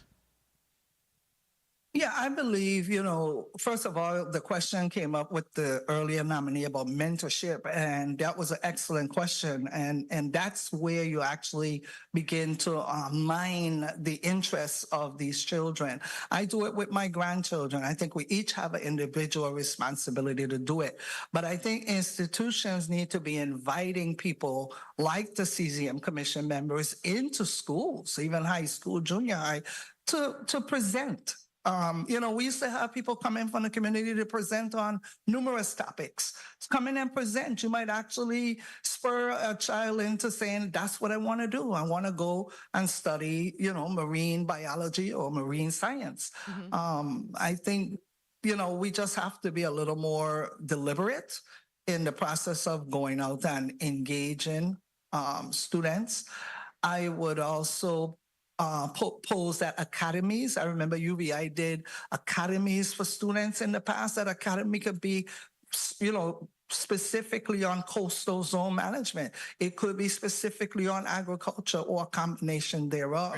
Right. There are a number of existing organizations like 4-H and so forth that are already looking at some of these things, and we just need to expand on those and give the opportunities. Summits, doing annual summits and inviting a whole league of young people to join us. Every time we have a conference of any type, we should have a day or half a day where young people are invited in and engaged. That's my response. And thank you for your kind words in the beginning, Senator. Thank you. James. You have my support. Thank you very much. Thank you. Thank you, Senator James. Senator Johnson, you may proceed with 5 minutes. Good afternoon. Thank you very much, Madam Chair. Good afternoon to my colleagues to the right, my colleagues across the water, and to the people of this territory. Good afternoon, Mayor Adams-Conwell. I really want to say thank you for your willingness to serve. I want to go back to something that you said on page 2 of your testimony, and it's kind of a little bit, because it's for knowledge for me. And at WAPA, St. Croix Water Distribution Superintendent, my team was responsible for daily operation and maintenance, and the potable water distribution system includes sample and testing. How often did you test back then? Every day. Every day. You had staff that went out every day. We have sampling points that they go to and they sample every day. They check the pressure at those locations and sample. We had a lab, an in-house lab that actually did the sampling. I'm not aware of what is going on today, to be honest with you. Have no idea. But that's how we did it back then, Senator Johnson. Thank you, because when we hear what's happening, we want to know how it fall off to this chart where we so don't have this concern, and then everything hit like a snowball, just as if it just grew big overnight, and that's not true to say. This thing took some time. I want to go back again to some stuff that based on your experience and knowledge, a lot of people don't realize how much our South Shore is just eroding. When you go there and if you're a customer visiting there, I normally check on a home down there that I see on the south side where the person had to have a good 25 feet before the water, and now they're less than 10 feet to this home. And I don't think people are realizing that. What can we do, and do you believe in water breakers to help us to secure our shoreline from continuously eroding? I am not familiar with what water breakers are, but I do envision that there should be some kind of engineering strategy to prevent what is happening. But if you look at the federal government's the federal flood risk management standard that's being imposed now by President Biden, and the ability to build resilient buildings and structures, one of the requirements is that they have to go higher with climate change considerations. They have to go much higher. And now in terms of CZM, we have to also look at distance, like you said, from the shore. We have to maybe pull that back even more than it is now. And then studies. I spoke a little bit about the data and GIS technology. We have to take a look at what the simulations are showing in particular areas so that we permit in a way that meets that requirement. We cannot permit in this particular location because the predictions are that this area will be inundated in a certain number of years. So those are things that are important to look at, the science of it. In terms of the engineering structures that can be used now to protect structures that are already there probably are some, and I'm pretty sure that we can look into that further because I know in Florida, I worked a great deal in Florida with FEMA with the hurricanes up there. They had a lot of shoreline damages as well and have put in certain features, which I can't recall all of them right now. That may work here as well. And when I use the term water breakers, I'm referring to man-made reef, a lot of the Caribbean islands, Hawaii. And when you look especially on the western end of St. Croix, every time a storm comes, the entire waterfront, the shoreline get eroded, the beaches get destroyed, and then we have to wait years and years for it to come back. And a man-made reef does a lot for us. It encourages the fishery because the young fishermen get to go inside there and hatch, but it also protects the shoreline to sustain and maintain. What's your thought on those type of things? So you're talking about like stone barriers, like Yeah, like rock the big barriers jacks, out like the big jacks, them, yeah. Yeah, I think they work in some places. I'm not sure in terms of the engineering, whether or not the depth of the water and the flow of the water in that particular area would make them the best solution, but it certainly is something to investigate. All right, and you oversee the commission of several major waste management facilities and stuff like that, right? And how do you ensure that these projects are not only comply with federal consent decree, but also coastal zone management and give me your take on that. Well, during the construction, they did have to comply with CZM permits. In addition, the federal government for the Clean Water Act, et cetera, would also do environmental impact studies or environmental assessment reports to ensure that the projects were built in a way that would not harm the environment. Several of our treatment plants have discharge lines that go out miles to discharge treated water. So that was also designed properly to avoid that from being a hazard to the community, but also a detriment to the coastal habitats because they go beyond the reef. I think I may have answered the question. I'm not sure if I left anything out. Pretty much. And again, I'll say thank you very much for your willingness to solve. Your knowledge is untouchable. There's no question about your experience and knowledge in this field, and thank you very much for your willingness to continue serving this territory. I also watch your volunteer list of places that you volunteer to nonprofit, and I don't know how you have the time because that list is so humongous. I mean, I always try to find myself to go out there to help, but I can't match this list that you have here of all the years that you volunteer your time and service to, and I thank you for that too. Thank you. And that definitely was overtime. I can't do all of that at the same time either. But as my children were in school, that was a focus in terms of PTA. And then you just kind of move on to the other things as they graduate. Yeah. Thank you, Senator Johnson. That's what I said. I've had the opportunity to actually work with May on environmental projects in St. Croix Environmental Association, a lot of them. So I know where your heart is, and I know your competency. So there's no question about my vote today.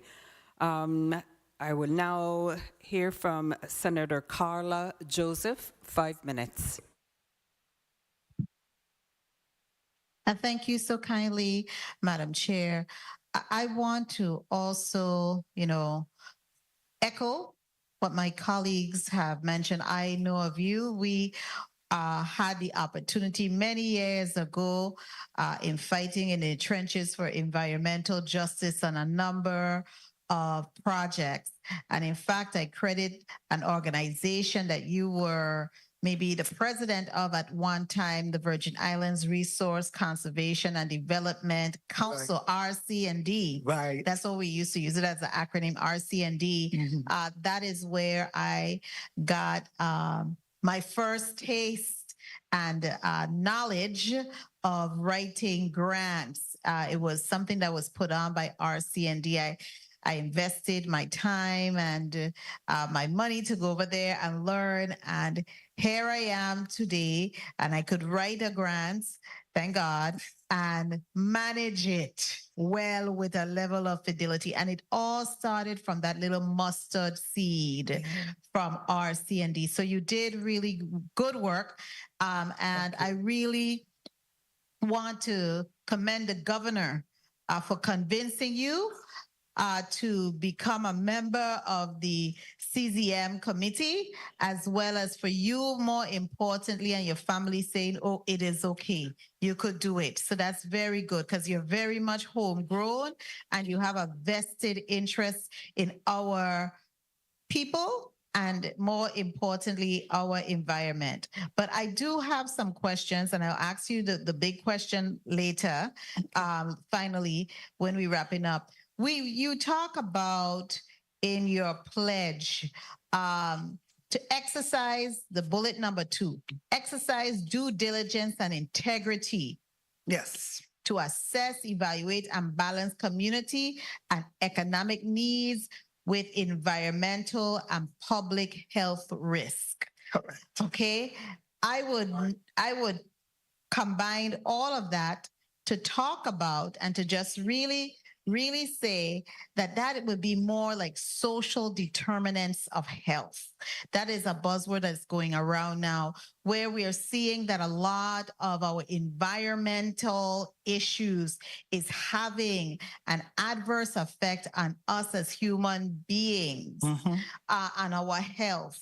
So how do you see your role, should you be voted upon in this committee and then go on to the full body for consideration if you're favorably approved? How do you see your role to be able to balance that economic growth and development needs with conservation and preservation of our natural resources? I would say that having the skill of negotiation and collaboration. Anyone who brings a permit and really wants us to approve it, a permit application, would be willing to consider the balance that they have to bring with the project. So you would, I would expect the commission to be able and enabled by the law to ask a potential developer, well, why don't you consider A or B instead of C, because that would have less impact on our groundwater or less impact on our air environment. Absolutely. Or, you're generating more waste by doing this. And so if we bring all of that to the table and generate a conversation with the permit developer, they may find that our solutions are beneficial to them as well.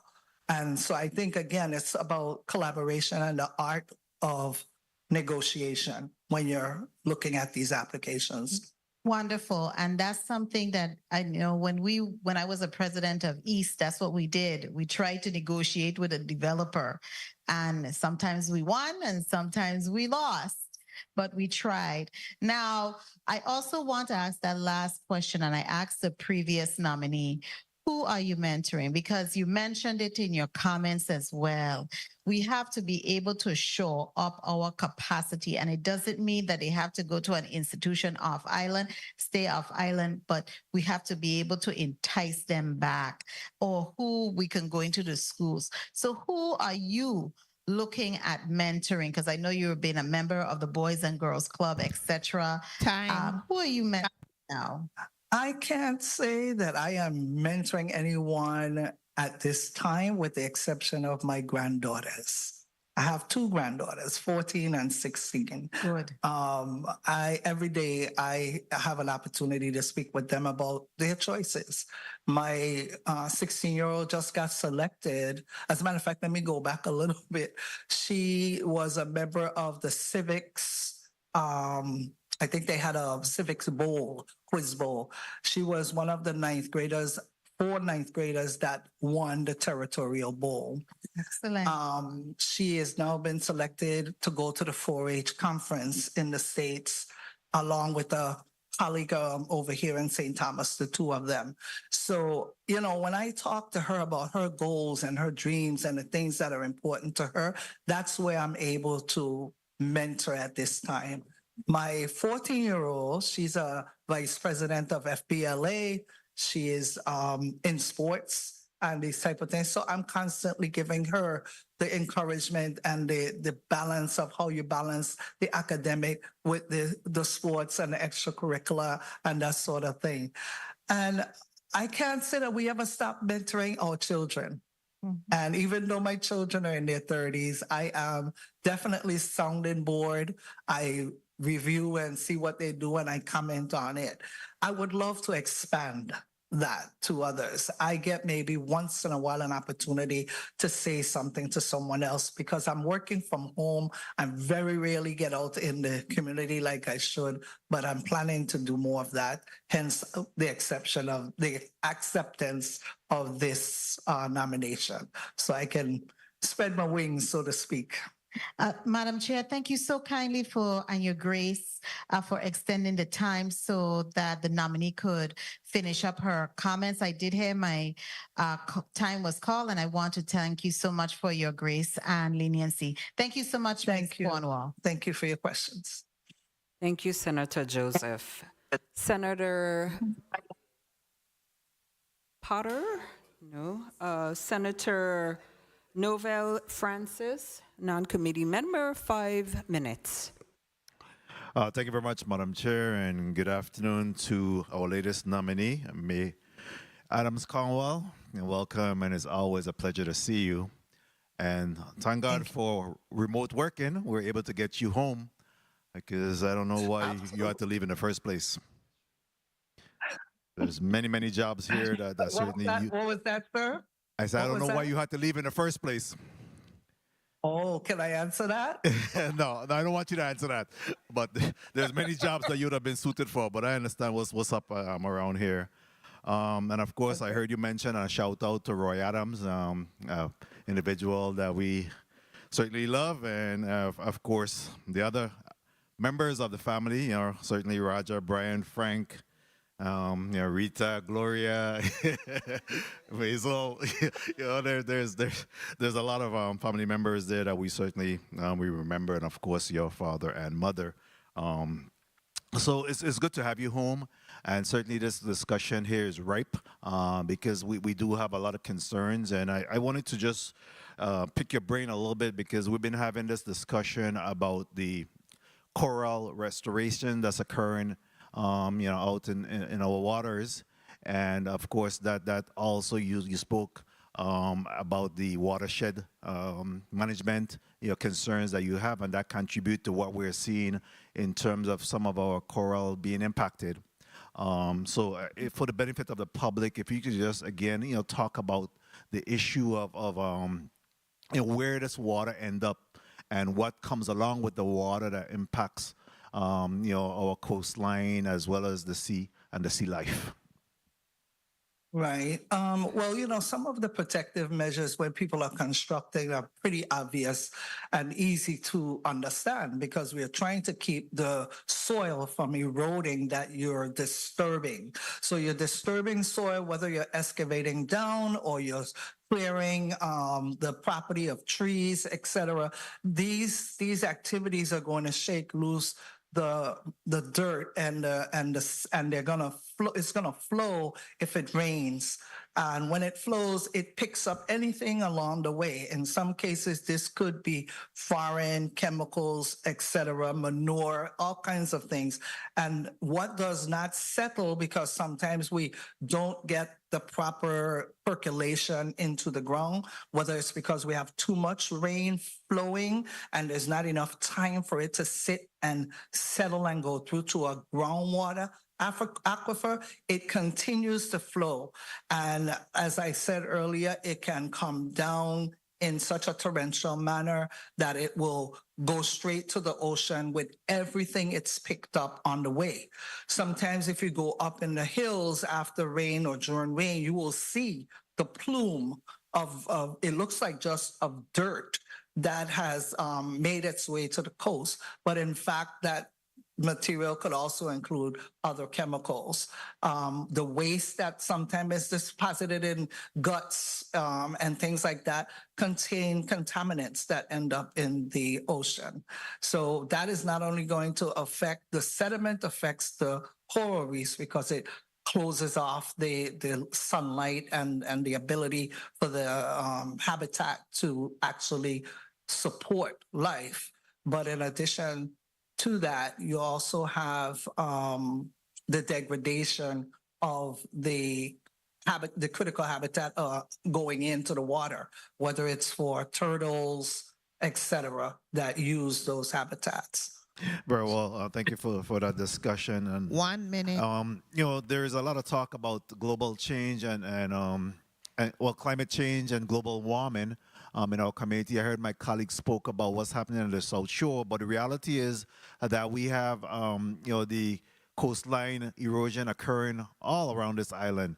As a matter of fact, right down here at Colony Cove and Mill Harbor, you know, I see where the water is coming almost right up to the fence line there, and you know, they're talking about, you know, creating putting rocks back out into the water there and allowing for reclaiming some of the land in that particular area, because again, you have that water that's coming right in to that community. So we have our challenges as it pertains to global warming and climate change all over this island. In your research and preparation for this consideration of the board, is there anything in the Virgin Islands Code that you see that perhaps need to be changed, or any recommendation that you would like to make, whether now or perhaps later on? Can you just discuss any areas that you believe that we could change to address some of the issues that we're confronting? Okay, well, I thought your first comment was going to be relevant to the question, and I see it is, but in terms of climate change, you know, that is like I said, that's President Biden and FEMA's big push now. It's a priority to us to address the more intense disasters that we know are going to be coming through. However, in terms of the legislation or the existing laws that could be reviewed and changed, I think I mentioned already the single tier.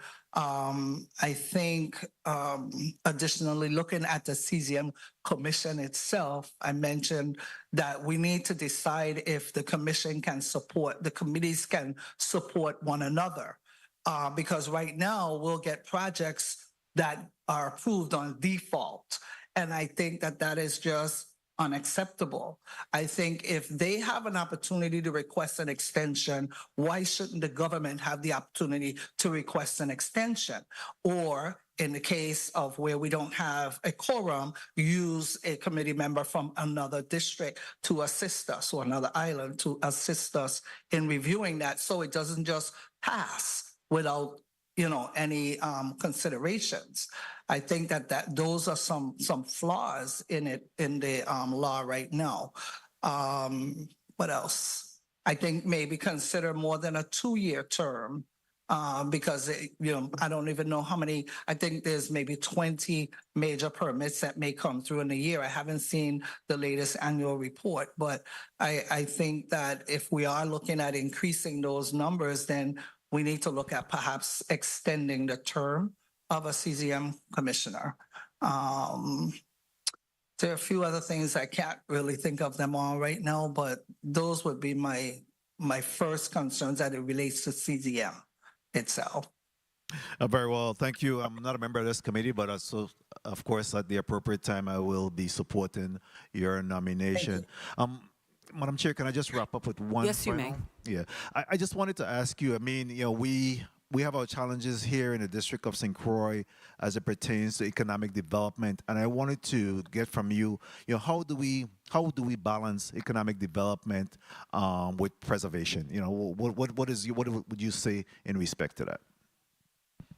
Well, I think that's the whole idea of the comprehensive land and water use plan. I think we have to sit down and decide, you know, what is that balance? What do we want to develop and where?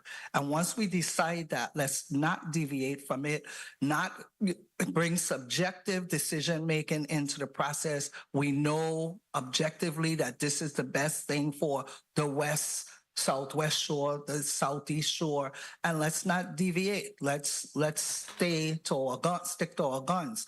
If again there's a reason to consider something that's we didn't anticipate, then fine. But frankly speaking, I think the comprehensive land and water use plan, once it is approved by this body, needs to be the roadmap forward, and we should not, what should I say, mess with it or meddle with it in any way after that, unless the environment dictates that. Thank you very much for your response. Thank you very much for the leniency of time, Madam Chair. You're welcome, Senator Francis. You know, I want to just say, as I'm sitting here, I'm thinking about all the things that I know, as Senator Francis asked that question. Non-point source is so important, and we as a people, a community, need to understand too that we contribute to a lot of things that are impacting our environment, from the leaking septic systems, that we don't have regular pump outs, you know, from agriculture uses, marinas and boats, development, forestry. I could go on. But we too as a people, we need to know that we live here and we need to protect our natural resources, because all of us live in a watershed. So, you know, as I say, I get passionate about this, but I'm gonna go to my next colleague, Senator Potter. You may proceed, 5 minutes. Thank you so very much, Madam Chair. Good afternoon, colleagues, and a special good afternoon to Mrs. Cornwall. Thank you very much for your decision to accept the governor's appointment to this very important position. And I don't take for granted what you bring to the table. And I think with your credentials, you could have, and I know you've made contributions to this territory over the years, and you could have secured much more lucrative employment anywhere in this world, and you chose to work here. So I am very much grateful for that. Thank you, sir. I was happy that you spoke about this idea of succession planning here in the territory, and the fact that you spoke about engaging UVI students and creating a succession plan for the board by engaging them, getting them ready, getting them prepared to assume, you know, this critical role that they have to play in securing and preserving our environment. And I went to a UVI graduation. The last 2 years, I attended UVI graduations. And it is clear that our young people are not going into studies in the area of marine science. I'm concerned about that. Is there, and I think you sort of mentioned some things that you might suggest as to how we could engage our young people and get them excited about going into careers in the marine sciences and the importance of preservation of, you know, our environment. Is there something that we can do intentionally to increase the numbers of our own local Virgin Islanders who are going into this field? Wow. Before it was free tuition, I might have said free You're right, tuition, happy right? to hear it. I'm not sure how you engage them in that process. Maybe to bring them out into their environment more when they're in the high school level so they can see the challenges and the rewards if they were to go in this area of study. And to be honest with you, again, back to 8472, I didn't even know that bill had passed. I see that we have to be more innovative and think out of the box. So even if that student doesn't want to do marine science, what do they do that has a nexus? And if they go away to study, how do we allow them to still contribute back here while they're studying? We don't have to wait until they get a big job in a company and then say, hey, could you come and serve on the board? I think we have to constantly have the diaspora engaged. And I think UVI RT Park had established a program called Vista Plus, which was trying to make sure that we had the STEM students in the States from Virgin Islands connected here so that they can provide those services even if they live abroad. I mean, there's nothing wrong with them living abroad. We have a lot of people who have come here and becomes residents of the Virgin Islands. They're residents there, but they can still contribute. So it might not be marine science, but it may have a nexus. The fact that we have the agricultural program at UVI right now, I don't think there's a lot of people going into that either.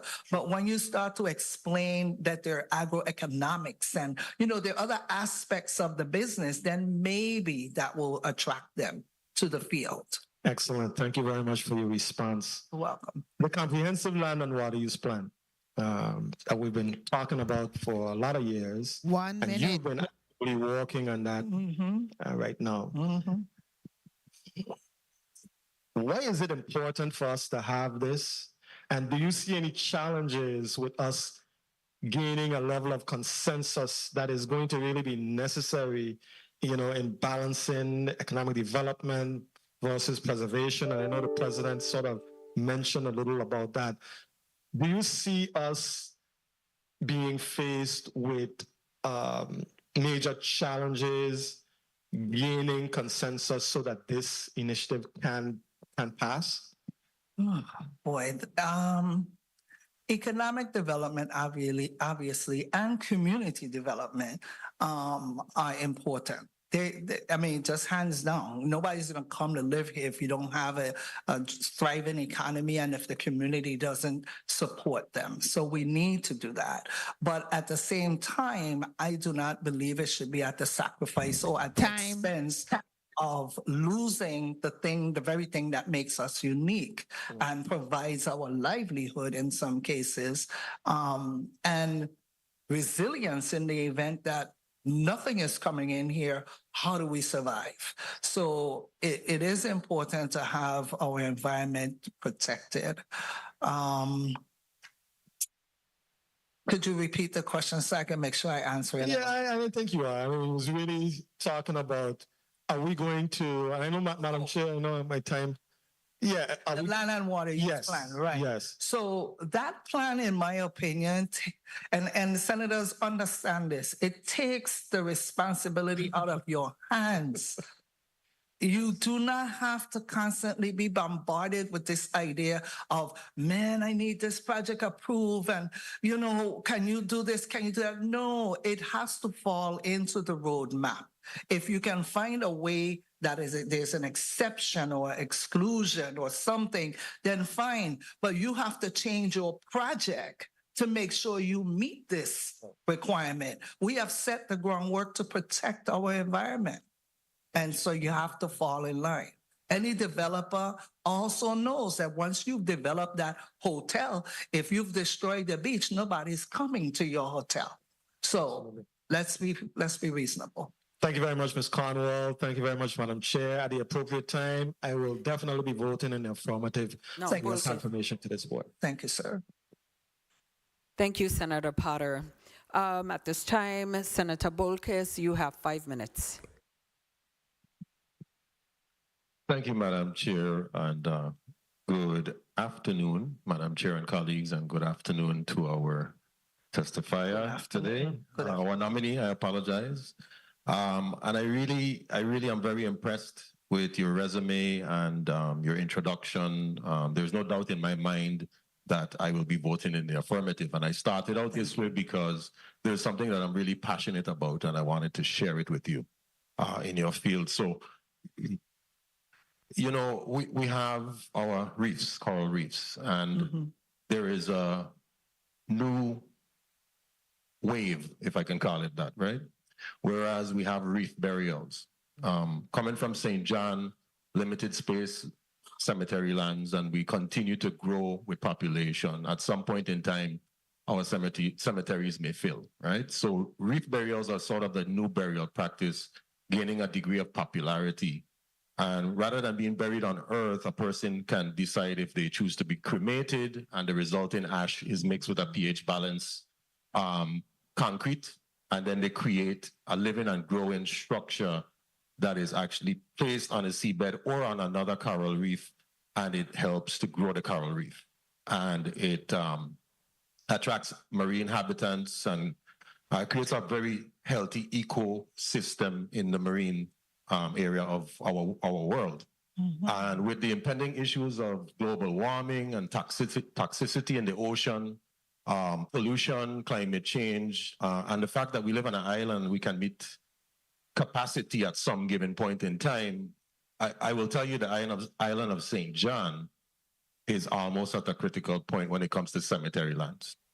And other options and strategies have to be considered in this area of life. So as a CZM member, I was wondering, would you be open to collaborating with other agencies to support such a push so that we see more, or even give the option, even if you go to the funeral homes and sort of create a program where an individual may say, you know, rather than being buried in a cemetery, I might want to be a part of expansion of life. I might want to have my ashes combined with the pH balance stuff. You know, UVI would have to be involved, I suppose.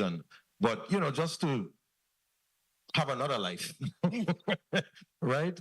To save coral reefs. That's a very important part of our ecosystem and why people actually come to the Virgin Islands. And I know as a CZM member, this particular regulation would be in your purview. So I was curious to know if you would be open to such a notion. I would be. I'll just say it quickly like that. I don't know what any of the negative impacts might be because this is the first I'm hearing of it. I would hope that we could find ways to get rid of the negative impacts, because I think it's a wonderful way to, you know, your end of life story. You know, I've lost my brother Roy, my sister Rita, my sister Gloria that Dovell mentioned earlier, and there were cremations there. Different disposal of the ashes than the reefs, but I do believe that that's viable.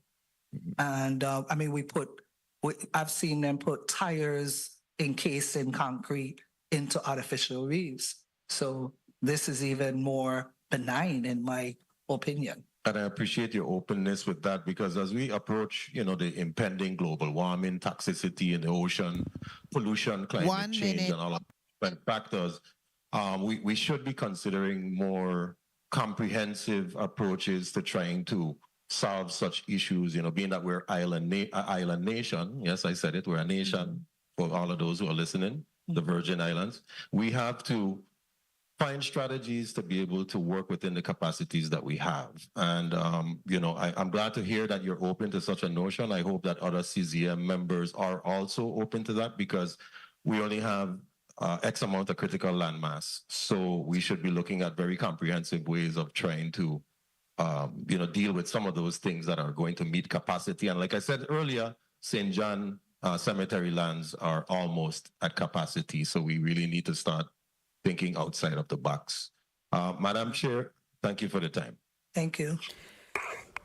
Thank you. Thank you, Senator Bolkes, for your line of questioning. Colleagues, We have completed the first round of I'm sorry. If looks could have killed, I'd have been dead right now. Senator Gittens, Majority Leader, you may proceed with 5 minutes. I know I ain't handsome, but I mean, my looks can't kill you. Good afternoon to all. Good afternoon, special good afternoon to the nominee. How are you today?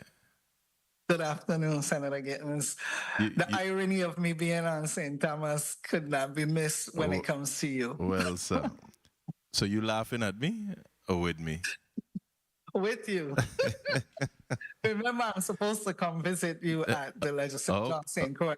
Here I am on St. Thomas when I had an opportunity to be in St. Croix. I'm telling you.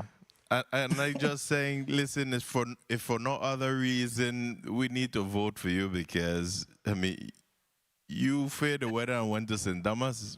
Everybody else stayed here, said they ain't going in that wind. Full disclosure, I came from yesterday. Oh, okay. All right. Yesterday the winds were high too, because when I came back, It was like scary. a kite. Anyway, I too want to thank you for your willingness to serve.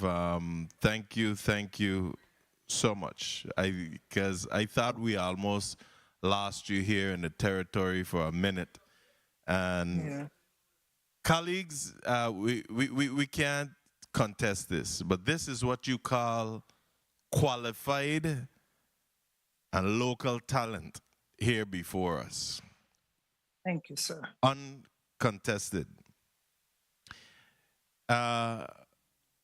You know, as I listen to your resume and all that you did before, because I mean, most will probably remember just up to waste management, but you went further back into public works and WAPA and whatnot.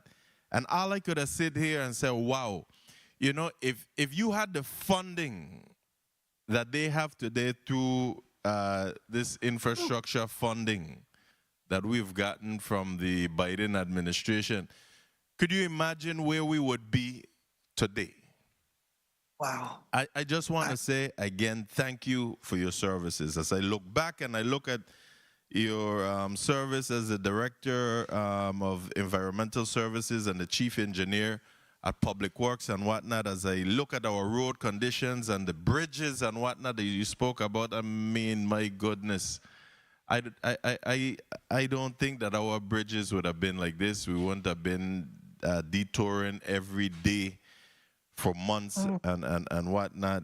I'm also looking at your tenure at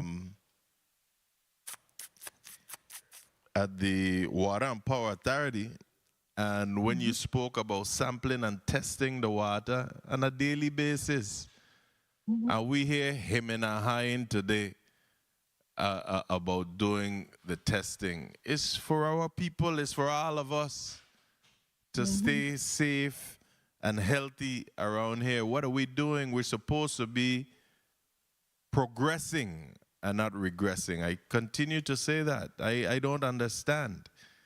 But all it is for people to do their jobs. Everybody.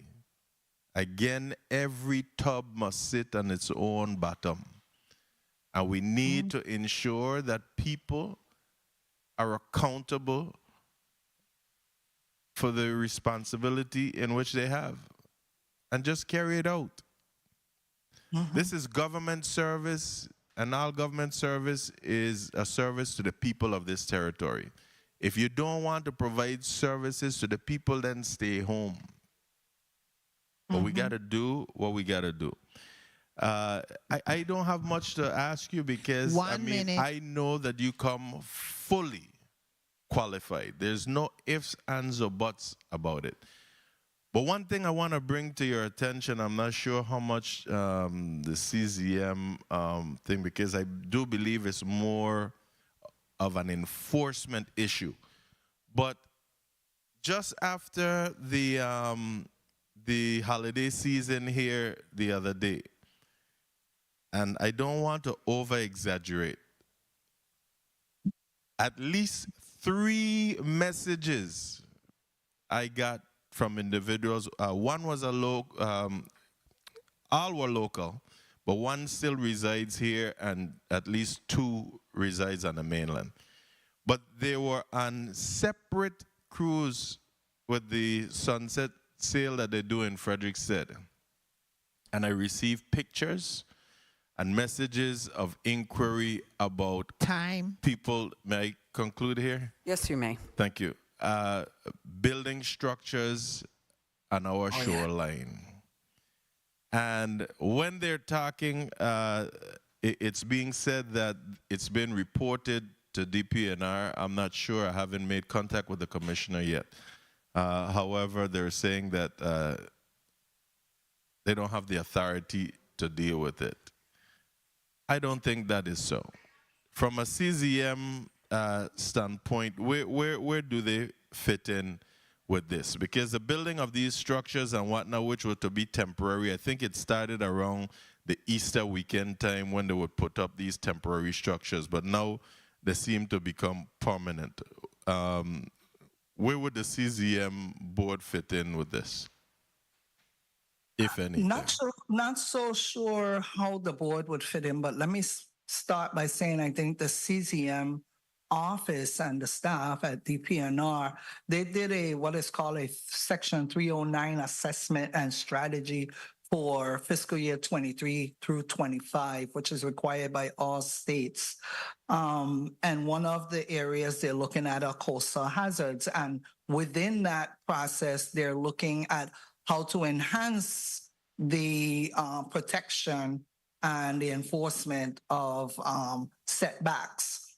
Okay, so I think maybe by saying they don't have the ability to do it now doesn't mean they won't in the future. It seems to me that the whole idea behind this new strategy is to strengthen the law.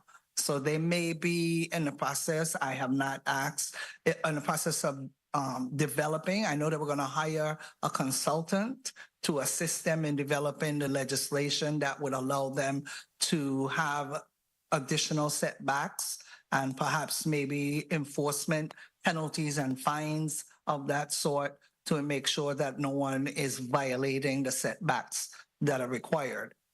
So that's the answer I can give at this time. Right. The commission, if you get a particular project in an area where you see one of the development amenities or something that is expanding too close to the coastline, it's our responsibility to ask that question. So let me just say thank you for that response, because I do intend to reach out to the commissioner and the chief enforcement officer. But what I should have asked you was if you see maintaining our beach access on St. Croix as a concern at this time, because we see what's happening on St. Thomas and whatnot. We're losing our beach access and whatnot. We want economic development and whatnot, but once these hotels are built and whatnot, we're losing our beach access. So do you see maintaining beach access on St. Croix as a concern?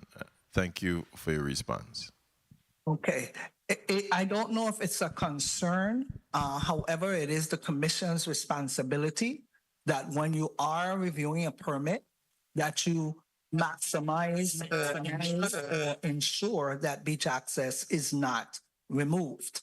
So I think it falls on us when we're looking at those kind of projects and permits. Now, if something's already happened and now you're going back and saying it should not have happened, then that's an enforcement issue.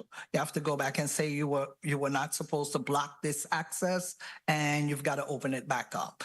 So there's 2 lines of thought there. If someone is coming with a permit, we have the responsibility as a commission to say, this is not going to work unless you leave this pathway open for beach access. So we can put a condition on the permit for that. I would also like to comment on something, if I may. I have not gotten the opportunity to look at the Board of Land Use Appeals as closely as I would like to, but I think that clearly there's a concern there for me. If I deny a permit for good reason, that the Board of Land Use Appeals can actually give that permit. And I think that there needs to be some collaboration there as well to ensure that these things are not happening. And the default of permits going forward without the proper condition and the reversing of a decision not to grant a CGM permit. Thank you, Ms. Cornwell, and thank you, Thank you, Senator Ms. Cornwell. Gittins. Also, if I can add to that list, because I'm very hopeful that you would pass this committee into the full body, that you look at the parliamentary procedures for the commission. I've had the opportunity to actually sit in some of those meetings for the commission, and it was not, I guess, my place to enforce that, let me say that. So for improvements also to make sure that the board is operating correctly, I would suggest having that, like bylaws, if the board is run or commission is run by bylaws, because it could not have been, it was not provided when I requested it at that time. So I just wanted to say that, you know, for structure, I think that's well needed. So that's my comment. Colleagues, we have concluded the first round of questioning, and at this time, I'll entertain any burning questions or a motion. Motion, Senator Maurice James. Thank you, Madam Chair. Madam Chair, I move that the governor's nomination of May Adams Cornwall to the Virgin Islands Coastal Zone Management Commission for the District of St. Croix be favorably approved by the Committee on Rules and Judiciary and forwarded to the full body for consideration, further consideration and action. I so move. Second. Who was the second on St. Thomas? Senator Potter. Senator Potter. Okay. And everybody over here. Senator Collins, Senator Bolkes, and Senator Carla Joseph. Okay, so I will start with the motion properly made by Senator Maurice James and seconded by Senator Potter, Bolkes, Joseph, Gittins, and Johnson. May I have roll call on the motion? Aye. Senator Angel L. Bolkes Jr. Senator Bolkes Jr., yay. Senator Diane T. Capehart. Yes. Senator Capehart, yay. Senator Kenneth L. Gittins. Senator Gittins, yay. Senator Maurice C. James. Yes. Senator James, yay. Senator Franklin D. Johnson. Yay. Senator Johnson, yay. Senator Carla J. Joseph. Yeah. Senator Joseph, yay. Senator Milton E. Potter. Yes. Senator Potter, yay. Madam Chair, you have 7 yeas. Thank you, Madam Clerk. The governor's nominee, May A. Cornwall, governor's nomination for the Virgin Islands Coastal Zone Management District of St. Croix has been voted upon favorably by the Committee on Rules and Judiciary and will be forwarded to the full body for further consideration. Ms. Cornwall, I just want to say congratulations and thank you, thank you, thank you.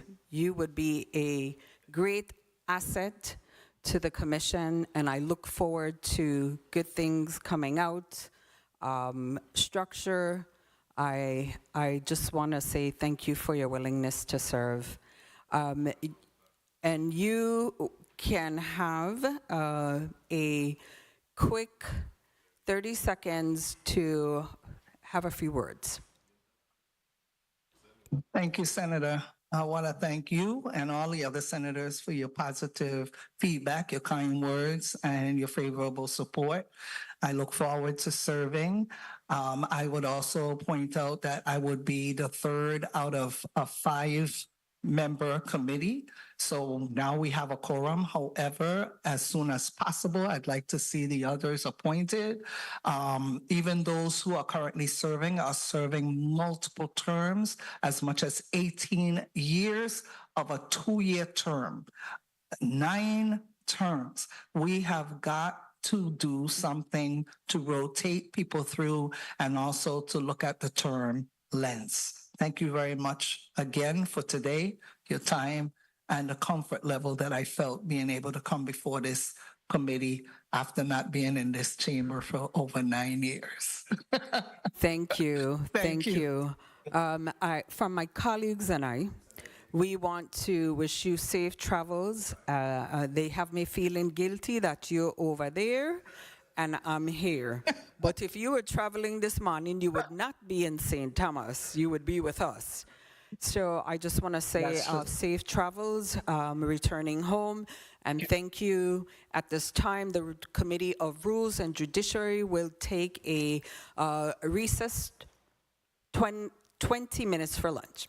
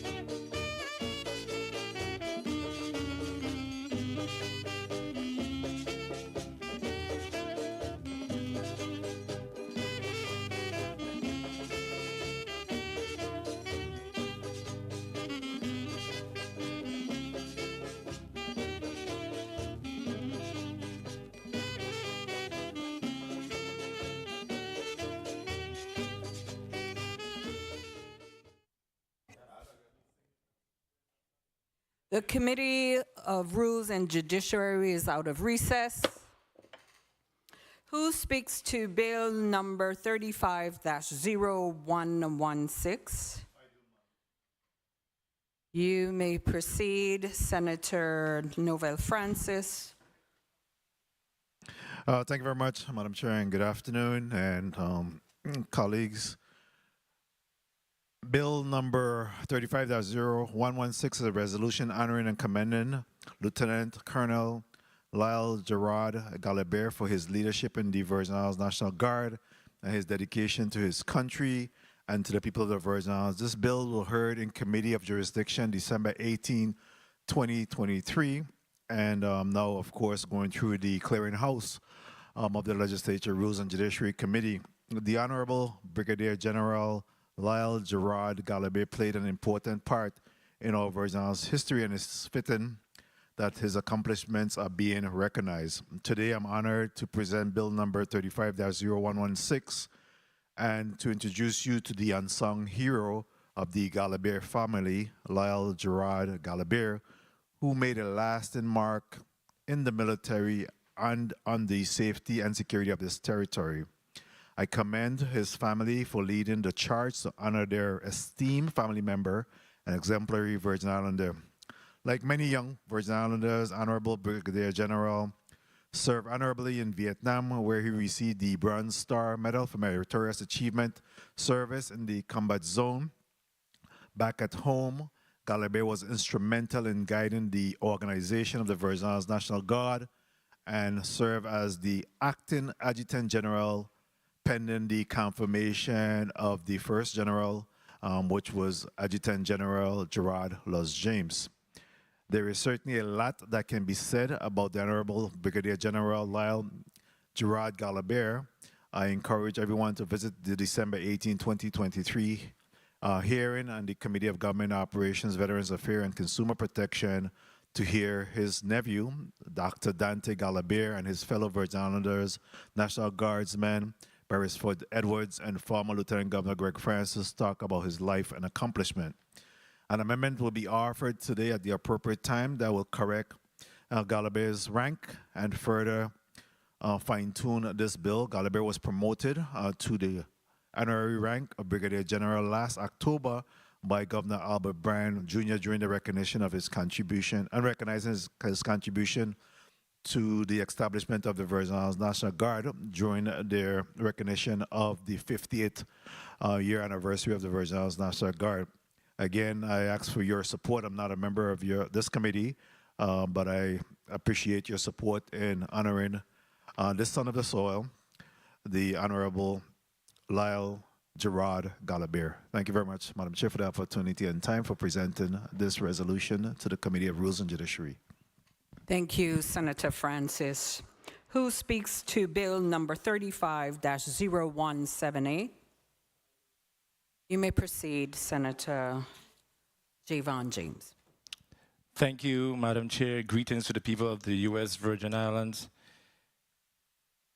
Ladies and gentlemen, esteemed members of this legislative body, I welcome today's hearing, Bill number 35-0178, the Auto-Expungement of Arrest Records Act. This legislation was recently heard in the Committee on Homeland Security and Public Safety and Justice on December 12, 2023, and it was passed. I want to extend a special thank you to attorneys Julie Smith-Tadman, Dwyer Ars, Casey Payton, Key Walker, and Russell Pate. Colleagues, this bill is to amend Title 19, Chapter 3, Section 14 by adding a new section.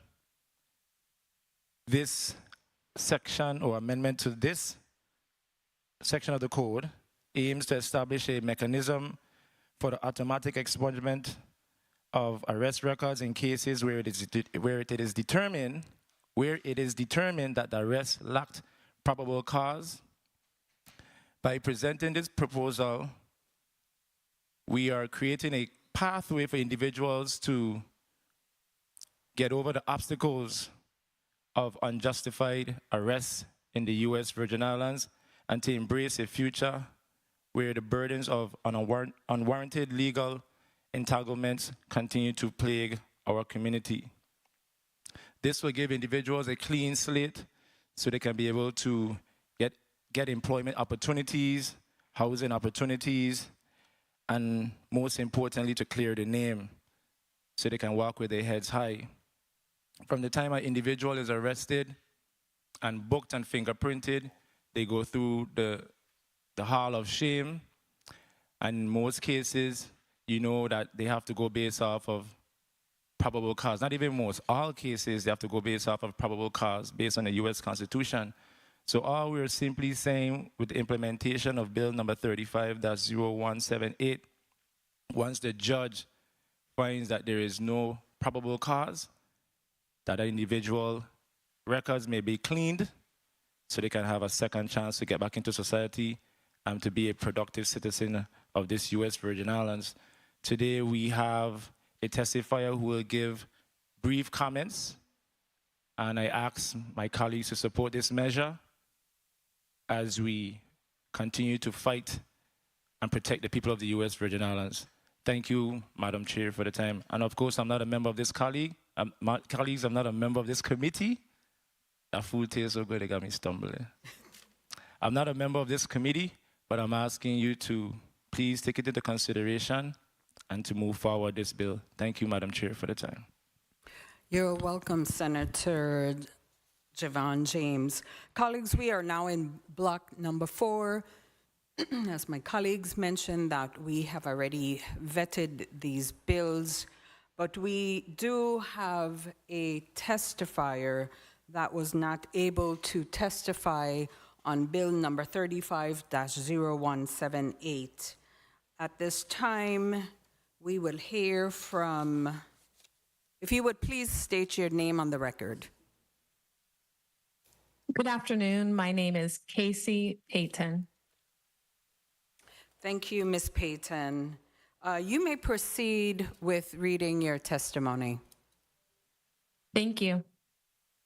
On behalf of the Virgin Islands Justice Initiative, I offer our support of Bill 350178, an act amending Title V, Virgin Islands Code, Chapter 314, to allow for the automatic expungement of charges on a person's arrest record upon a finding by a judge that the arrest lacked probable cause. We are pleased by the wide support that this bill has garnered. On December 12, 2023, this bill passed the Committee on Homeland Security, Justice, and Public Safety. For that hearing, our organization provided a letter of support and live testimony from our special advisor, Attorney J. Russell B. Pate. Our organization believes that this bill is necessary to further economic justice in the Virgin Islands. It is an access to justice issue that we have not streamlined the expungement process to create a path to expungement of arrest records that is accessible to the population. When Virgin Islands law already provides a right to expungement for certain charges, why do our people have to carry these charges on their arrest records forever just because they cannot afford an attorney? The consequences of a criminal record don't end with the conviction, plea, or dismissal of a case. Today, we are focusing on the person's arrest record. For the purposes of this letter, testimony, I will be using arrest record and background check interchangeably. When an employer obtains a background check for a potential employee for $12, the Virgin Islands Police Department records provides a document that shows 1, the date of the arrest, 2, the charge or charges, and 3, the date and disposition of the court if available. Virgin Islands laws provide a right to expungement for some charges, but requires a court order from a judge in order for VIPD records to remove any charge from a person's background check. Our 501c3 nonprofit organization's Clean Slate program offers a free attorney to Virgin Islanders who are eligible under the law of the Virgin Islands to obtain an expungement.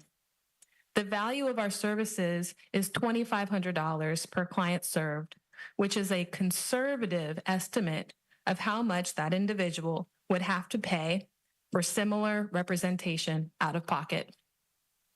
We believe that it is unconscionable that Virgin Islanders have to keep charges on their arrest record forever because they are too poor to afford an attorney to assist with this process. We believe that it is a racial justice issue because expungement services are widely available free of charge on the mainland.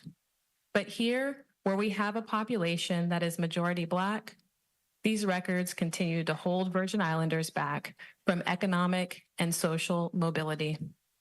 There are collateral consequences that have to having charges on your arrest record.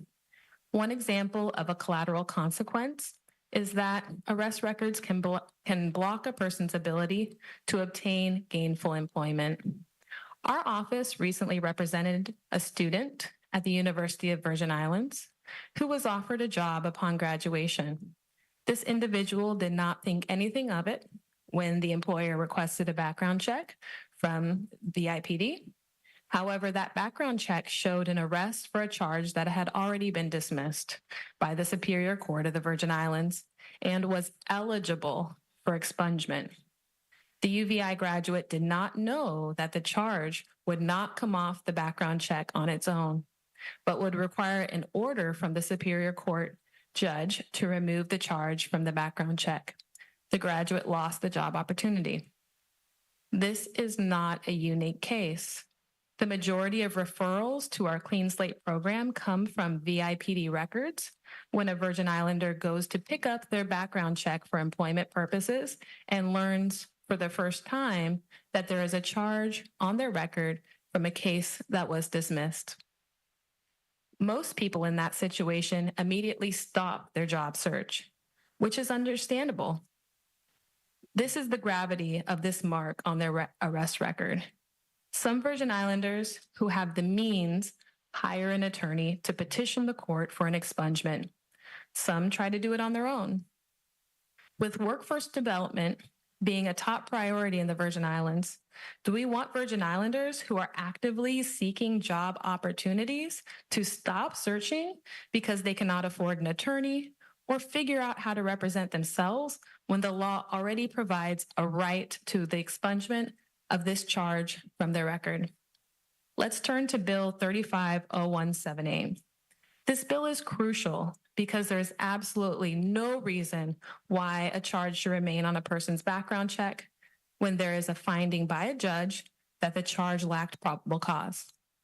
Under the Fourth Amendment of the Constitution, a police officer must have probable cause to arrest someone.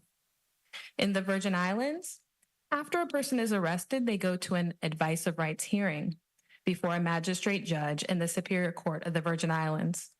The magistrate judge presides over the hearing, which includes an assistant attorney general and the defendant, either represented by an assistant territorial public defender or a private attorney. The magistrate judge determines whether each charge identified by the police officer for the basis of the arrest is properly supported by the probable cause fact sheet. The parties have the opportunity to ask questions of the police officer and the attorney. On behalf of the defendant, can argue that the police officer did not have probable cause for one or more of the charges based on the probable cause fact sheet. The magistrate judge then makes a finding of either yes, there was probable cause, or no, there was no probable cause for each individual charge. The next hearing that a defendant goes to is called arraignment. This hearing is where the assistant attorney general makes the formal charges against the defendant. These formal charges may include the same charges as the advice of rights hearing, more charges, or less charges.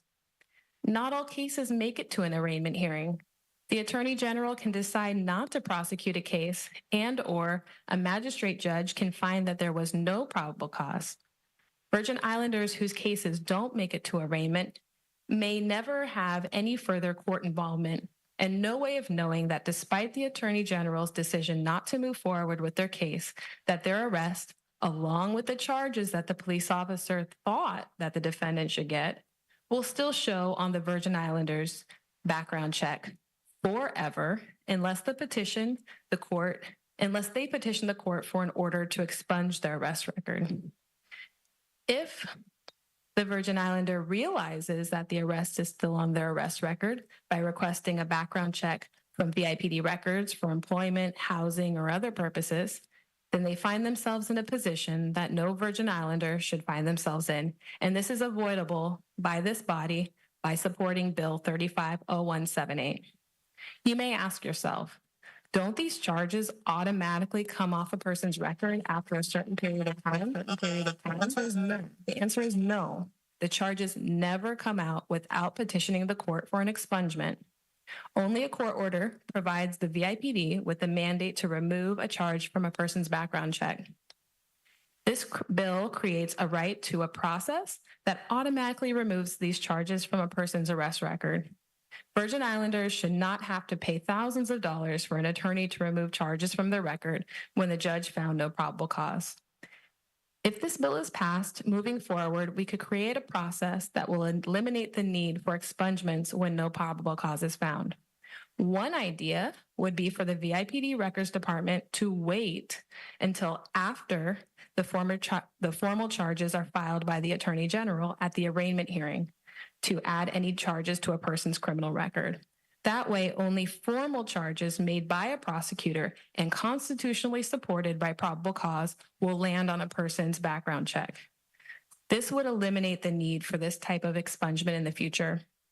Here's an example of how this process could benefit a Virgin Islander in the future.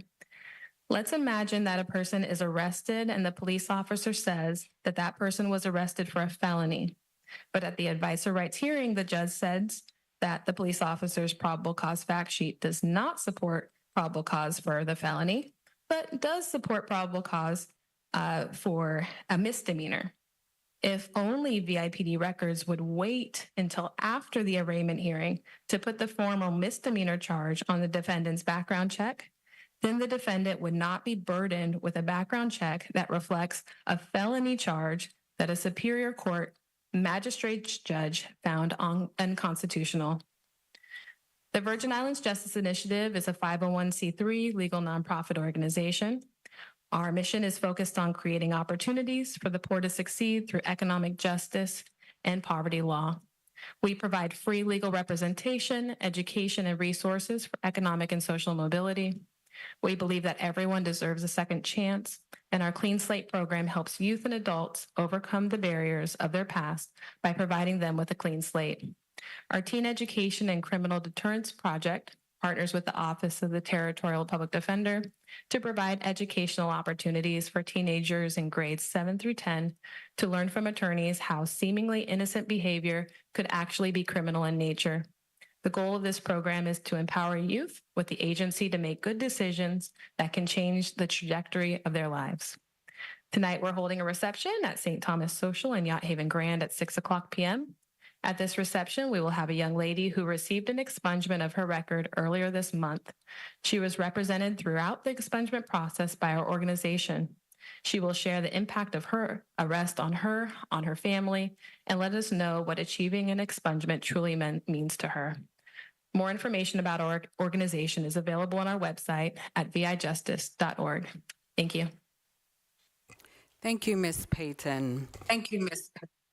These bills in this block has already been vetted in the committee, and I thought it was fit, as the sponsor of this legislation asked, if we can have a testifier to bring more information as it pertains to bill number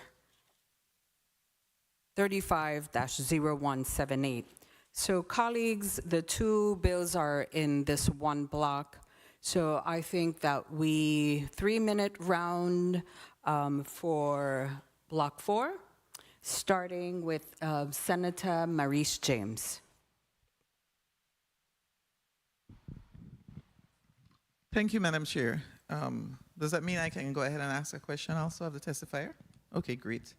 When it comes to bill number 35-0116, I fully support the resolution honoring and commending Honorary Brigadier General Galabir. But I want to ask a quick question because I don't know the answer to that, to what came into my mind. In the Virgin Islands, and this is because of, I'm going to go back and say that I had experience with this when I was in the National Guard, when one of our soldiers who was applying for a full-time position, his records were to be expunged, but when we got the report, it showed that he had, in fact, we saw the arrest record. And so I'm wondering if some states I know actually destroy the record so that there's no longer any electronic or physical copy of the file. Do we do that in the Virgin Islands? Because I was wondering how that happened with him, and then it did affect the decision-making process for whether he would be hired or not.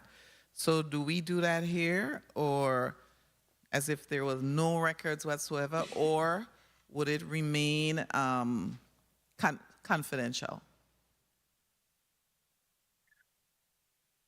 Good afternoon. So I'm very familiar with this process.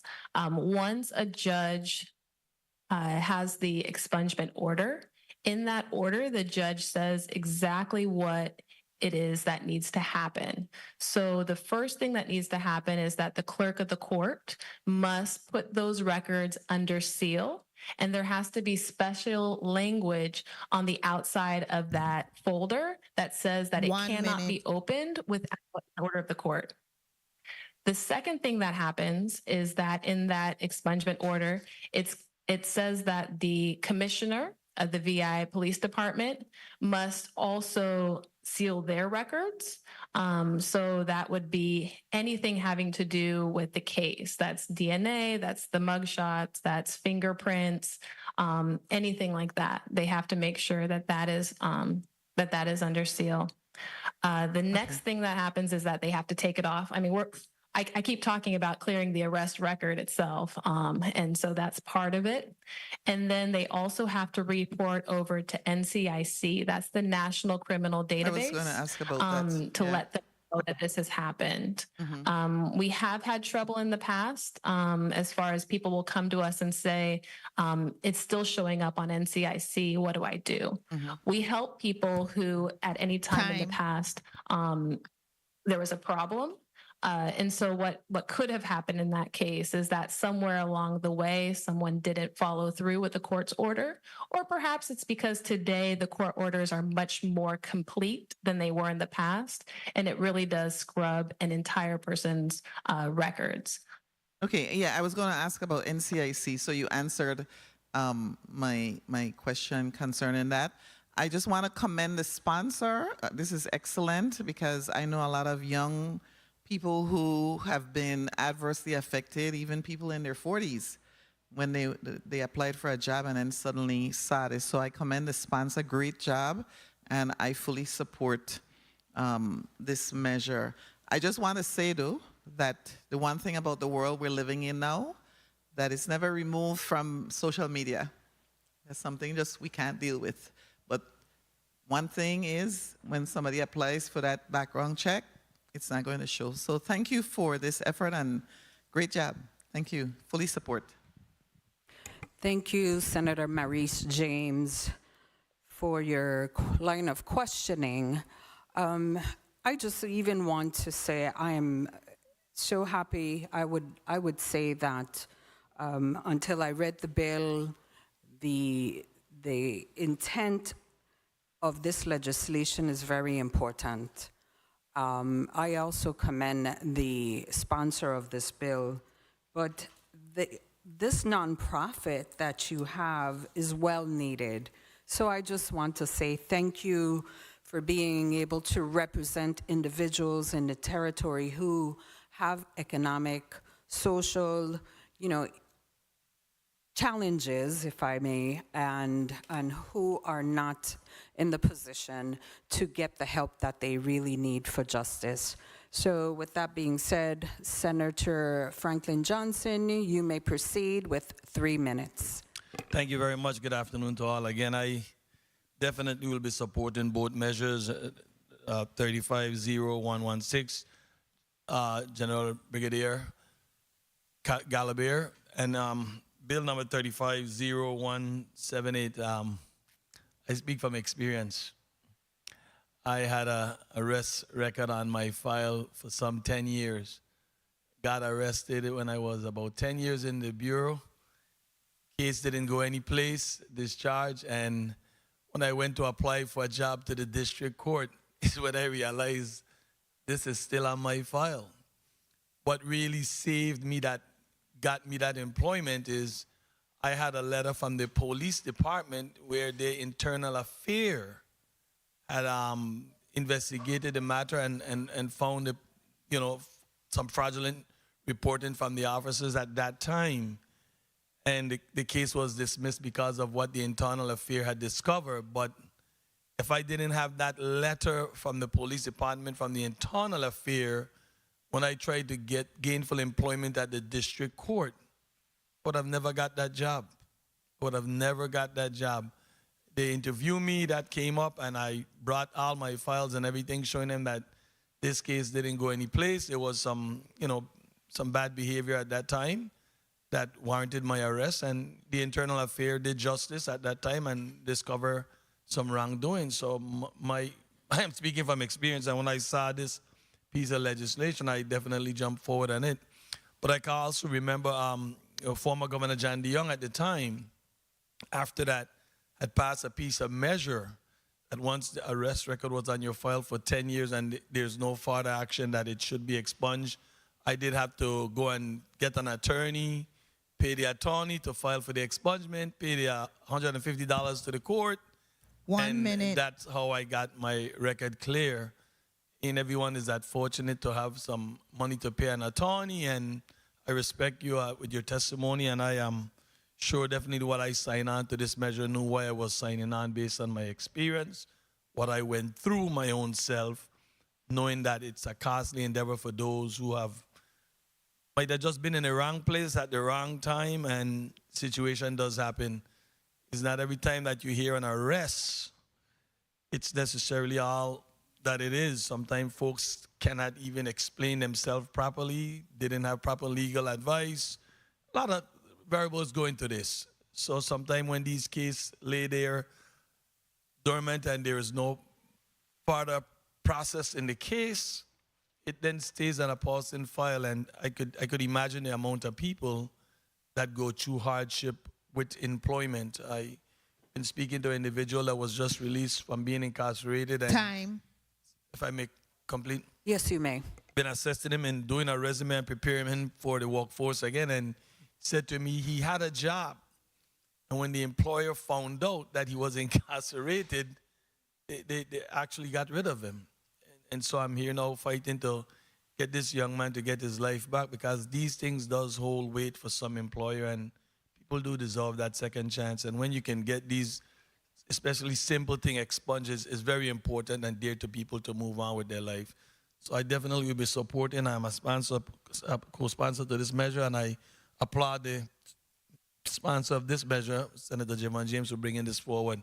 Thank you very much, Madam Chair. Thank you, Senator Johnson. Senator Carla Joseph on the island of St. Thomas, you may proceed with 3 minutes. Thank you so kindly, Madam Chair. Madam Chair and colleagues, I rise in support of Bill numbers 35-0116 and, of course, Bill number 35-0178.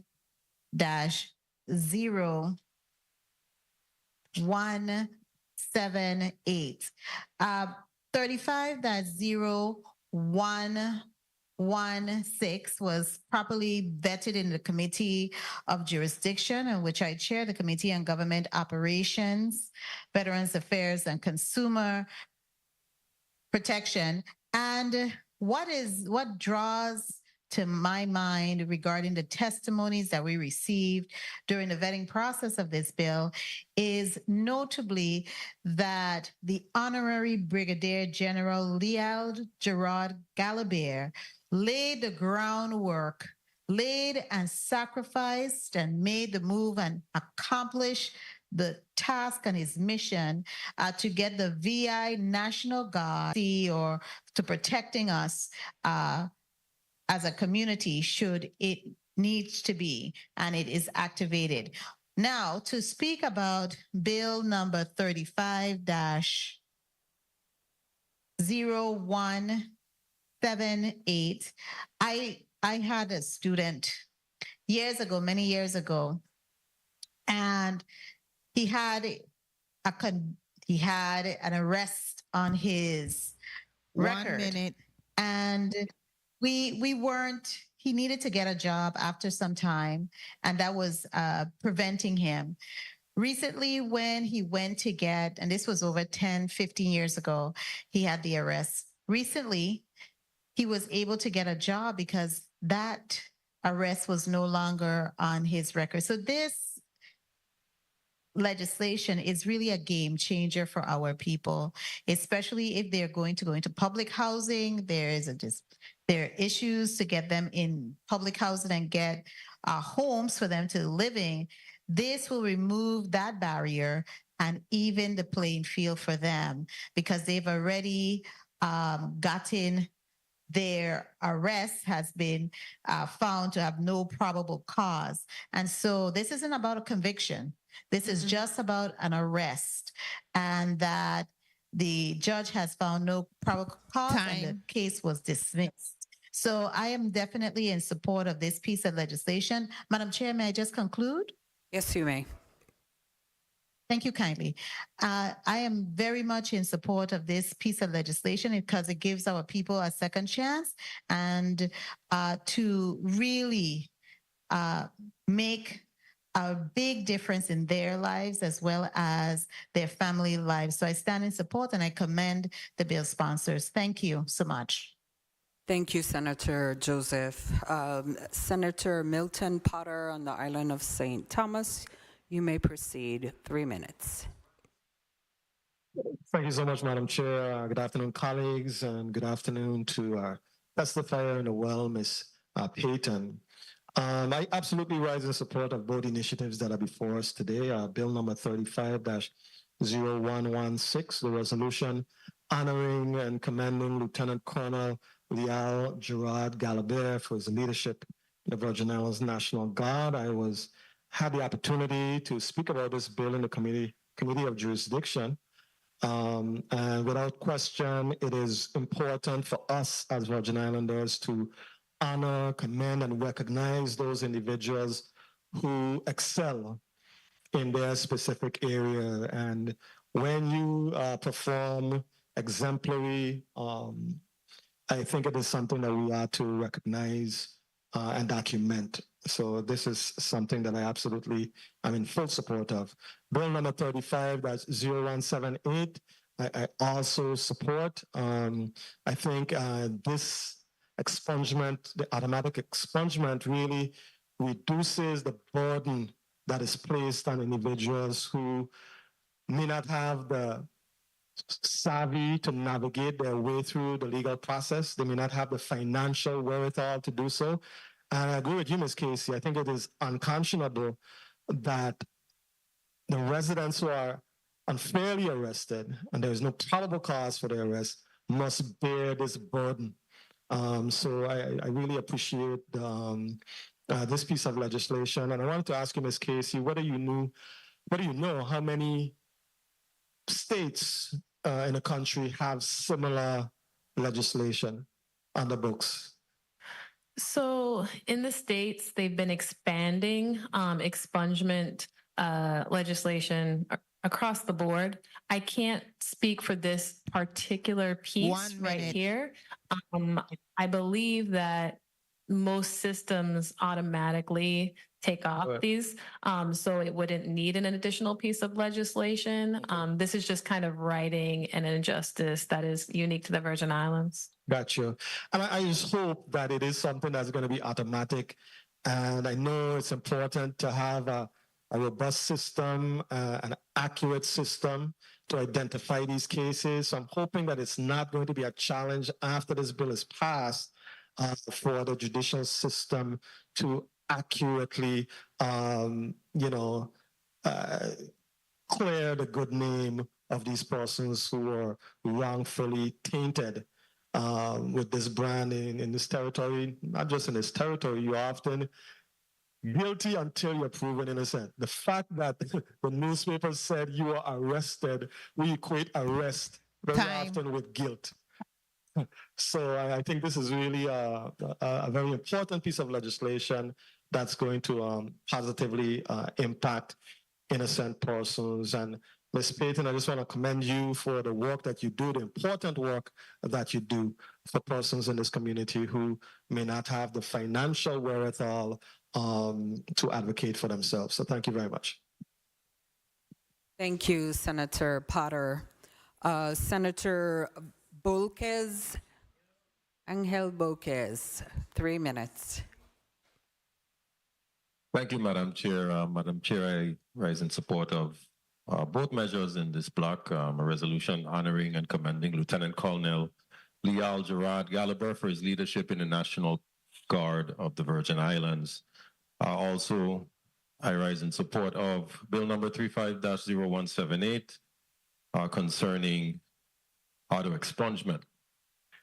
In an era of digital records and how persuasive and permanent they can be, an auto expungement law is a crucial step towards fairness and rehabilitation.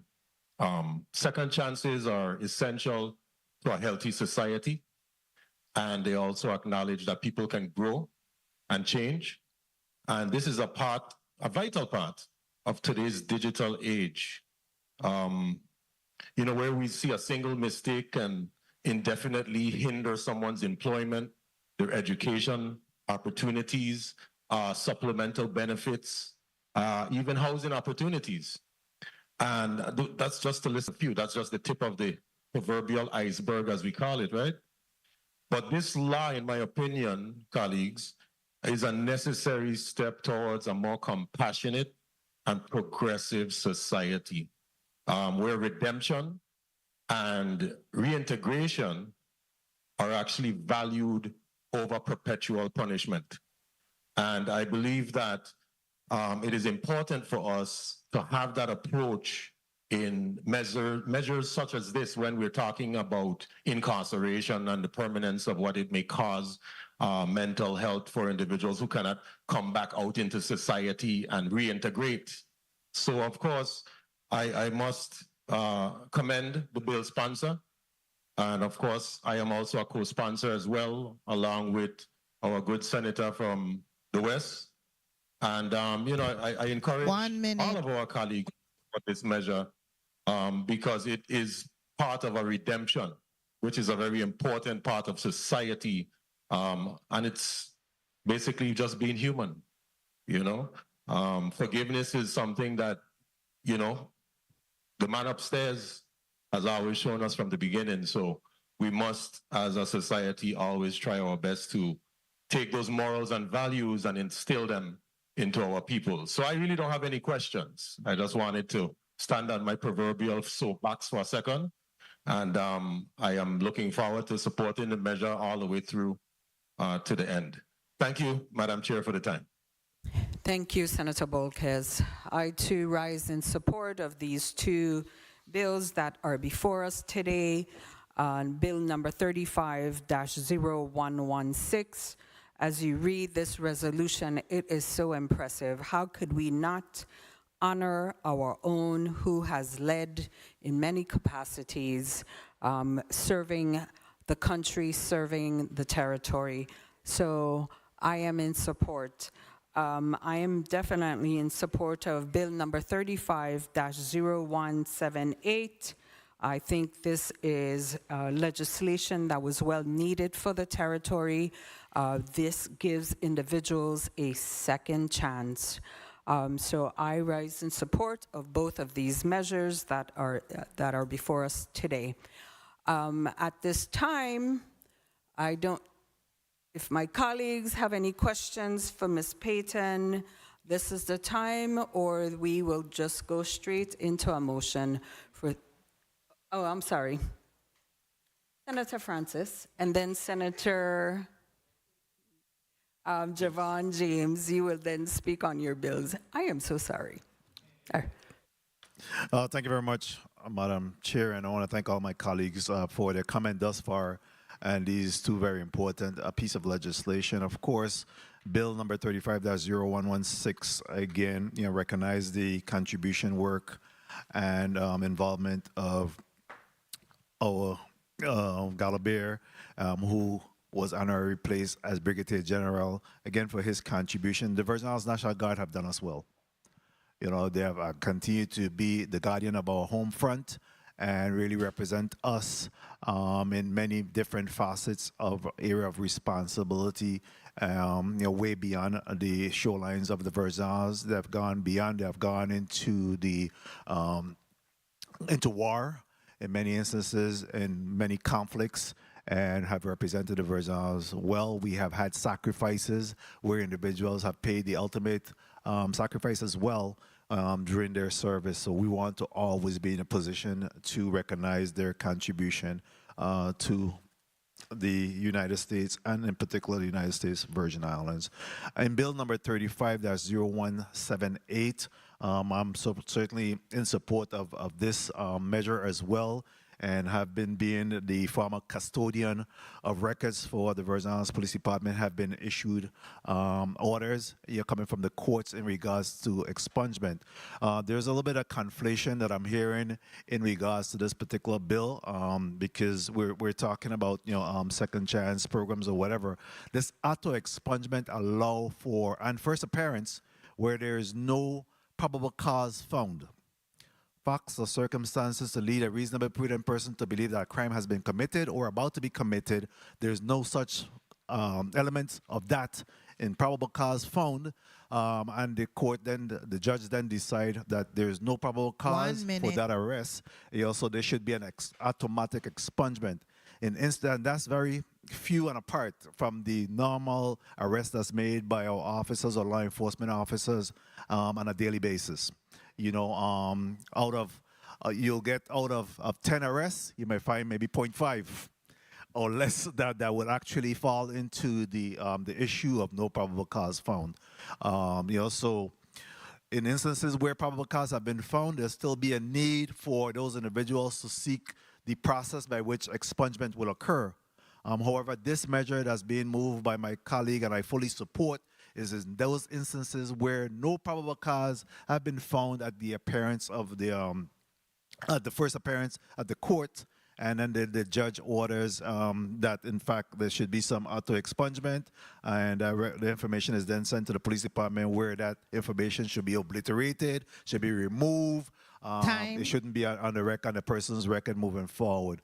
So I just wanted to ask for Ms. Attorney Payton to just qualify that a little bit, because I think that there may be a little bit of a conflation, in that response. And if she just clarified where there's the normal expungement requirement versus the automatic expungement for non-probable cause found and the initial appearance. Yes, good afternoon. I'm a former assistant territorial public defender. I was a public defender for 2 years, and that's where this popped up, this issue. And so you're right, there's a difference. What we're talking about here is specifically at the advice of rights hearing. That is where the magistrate judge makes a determination whether there is probable cause to support the arrest for each individual charge. And so as a public defender, I would sit down with my clients before this hearing, and there would be a whole list of charges, maybe one, rarely ever one, but there'd probably be 2, 3, 4, 5 different charges on there. And as the attorney, you would kind of try to figure out, okay, which ones of these make sense? Which ones of these really don't make sense based on the probable cause fact sheet? And so while it is uncommon, like the senator said, for all of the charges to be found no probable cause whatsoever, it is very common that one or more of the charges the judge will find no probable cause. And so that can be the difference between saying there's no probable cause for, let's say, third-degree assault, which is a felony, which I mentioned in my testimony, versus saying, okay, maybe there wasn't probable cause for the felony, but maybe yes for the misdemeanor. That's a huge difference on somebody's record. So maybe they still have a portion of what was on that original charging document, but the judge found no probable cause for the felony, and then there will not be a formal charge for those felonies or for that felony. Something that's important to understand is that when you go to your advice of rights hearing, these are the initial charges that the police officer thinks they have probable cause for. It's not until arraignment a couple weeks later where the attorney general says, well, these are the formal charges. They're on the formal charging document that they're actually going to move forward on. And those have an affidavit that is signed by a police officer showing the probable cause. All of this is required by the Fourth Amendment of the Constitution. And so what we're talking about is specifically at the advice of rights hearing, which charge or charges did the judge find no probable cause for? This is very different, separate from other cases where you have to go and get an expungement because your case was dismissed, you did a plea, you were convicted, or you were acquitted by a jury. So that's a different situation. However, it's right now in the Virgin Islands, it's the same exact process. Our organization did an event in St. Croix in December, and an attorney came up to me and said, there was I have somebody who, a client of mine, they're about to pay $3,500 because, they have some things on their arrest record, but the judge found no probable cause. And it was the first time that I actually had an attorney come to me and say, this is the price tag for specifically charges that they found no probable cause for. And they said, I don't feel in my heart that I can charge them this, can somebody just give this to them? There's no reason for them to pay for it. So we have wide support among the legal community for this, that this is more of an administrative change that needs to be made to right justice. Thank you. Senator Javon James, you may proceed. Thank you, Madam Chair. Greetings once again to the people of the U.S. Virgin Islands. Thank you, colleagues, for your comments on Bill number 35-0178. And even though it sounds good as a second chance bill, it is not really a second chance. The only person who give a person a second chance is a judge. What we're talking about here today is the facts. The facts and the facts only. You don't want to be incarcerated because of somebody's opinion or how they felt about you. It should always be about the facts, and that's what we're talking about here today. But what I love the most in this discussion is that even though a record is expunged, it can still be brought up. Everything has a paper trail, and this bill speaks to, even though it has been expunged, that the expunged records must be confidential as well. So there's an auto-expungement component to it, and there's a confidential component to it to protect the individual so they don't have to somewhat go through a double jeopardy throughout their entire life until they get it removed. So once again, I want to say thank you to my colleagues. I'm not a member of this committee, but I do stand in support of the resolution, and that is Bill number 35-0116, a resolution honoring and commending Lieutenant Colonel Leal Gerard Gallibert for his leadership in the Virgin Islands National Guard. I stand in full support of that measure, and I will vote for it when it reaches to the full body. Bill number 35-0178, to all the young men and women out there, Yes, it's based off of probable cause, but that doesn't mean it's going to be the wild, wild west in the Virgin Islands. We continue to support VIPD in their efforts as they continue to solve crime in the U.S. Virgin Islands. So to the hardworking men and women in blue, continue to do your part, and may God continue to bless the U.S. Virgin Islands. Thank you, Madam Chair, for the time. Thank you, Senator James. At this time, I would just like to say thank you, Ms. Casey Payton, the Executive Director, for bringing your testimony today. This, I'm sure, has given my colleagues and myself a better and clearer understanding what we are going to be supporting today. So at this time, do I hear an amendment? Amendment, Senator Maurice James. Amendment, Madam Chair, I offer amendment to bill number. Madam Chair, I offer amendment to bill number 35-0116 as follows. Bill number 35-0116 is amended in the following instances. Amendment number 35-624, offered by Senator Novell E. Francis Jr. Bill number 35-0116 is amended in the following instances. A, strike all occurrences of Lieutenant Colonel and insert Honorary Brigadier General. B, move the second whereas clause on page 2 to page 3 after the second whereas clause. C, on page 4, in the second sentence of the first whereas clause, strike a second and insert the. Strike medal and insert medal's first oak leaf cluster during his second tour. D, on page 6, insert the following whereas clause before the first whereas clause.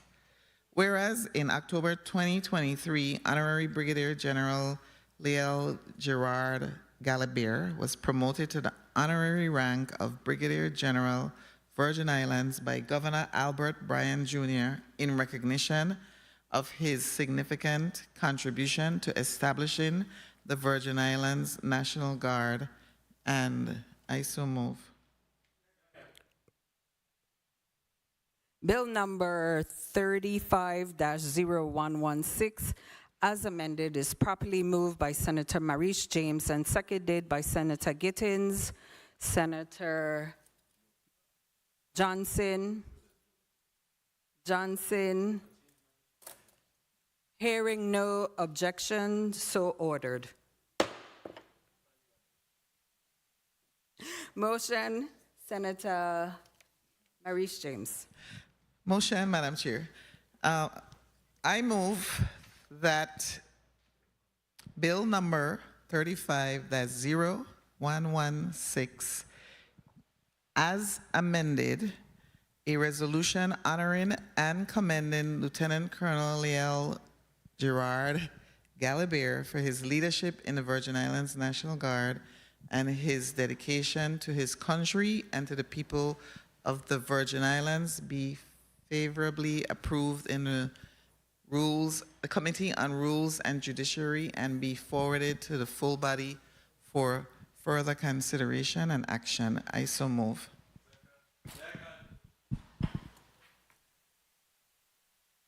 Bill number 35-0116, as amended, a resolution honoring and commending Lieutenant Colonel Leal Gerard Galabert for his leadership in the Virgin Islands National Guard and his dedication to his country and to the people of the Virgin Islands, was properly moved by Senator Maurice James and seconded by Senator Johnson and Senator Gittins. May I have a roll call on the motion?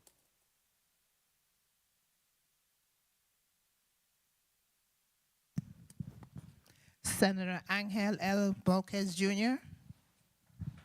Yay. Senator Bolquez Jr., yay.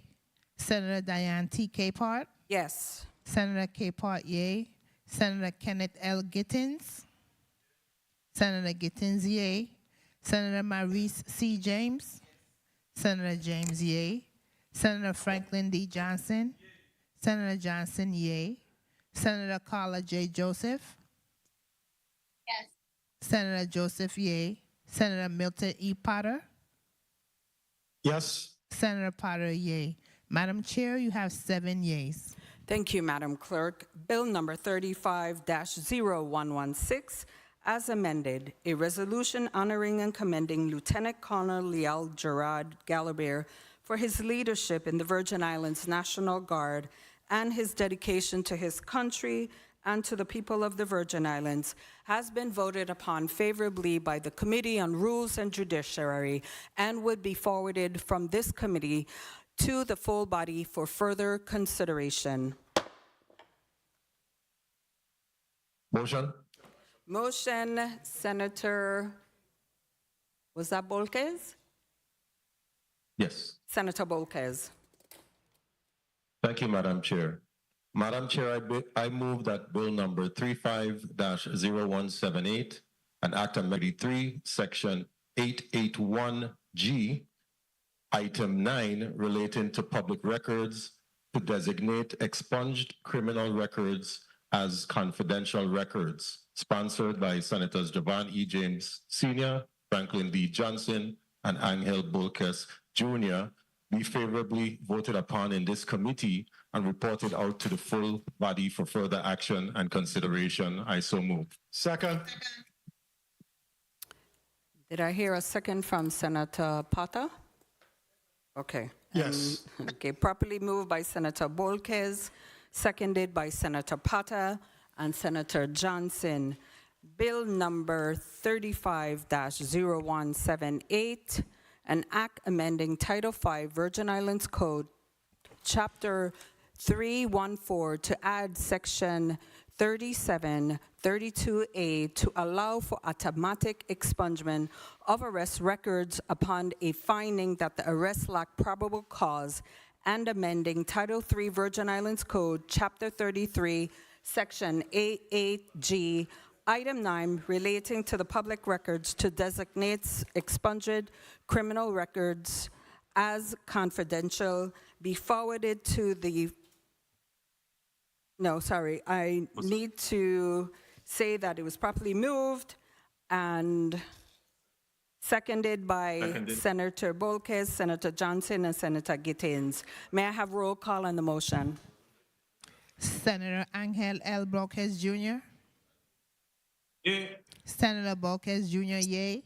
Senator Diane T. Capehart. Yes. Senator Capehart, yay. Senator Kenneth L. Gittins. Senator Kenneth L. Gittins. Not voting. Come on. Senator Gittins, yay. Senator Maurice C. James. Senator James, yay. Senator Franklin D. Johnson. Senator Johnson, yay. Senator Carla J. Joseph. Yes. Senator Joseph, yay. Senator Milton E. Potter. Yes. Senator Potter, yay. Madam Chair, you have 7 yeas. Thank you, Madam Clerk. Bill number 35-0178, an act amending Title V Virgin Islands Code, Chapter 314, to add a Section 3732A to allow for the automatic expungement of arrest records upon a finding that the arrest lacked probable cause, and amending Title III Virgin Islands Code, Chapter 33, Section 881G, Item 9, relating to public records, to designate expungement records as confidential records, has been voted upon favorably in this Committee of Rules and Judiciary and will be reported out of this committee to the full body for further consideration.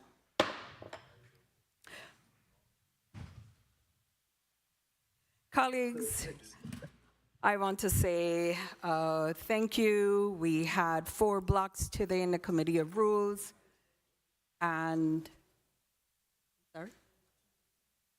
Yes, Attorney Payton, thank you.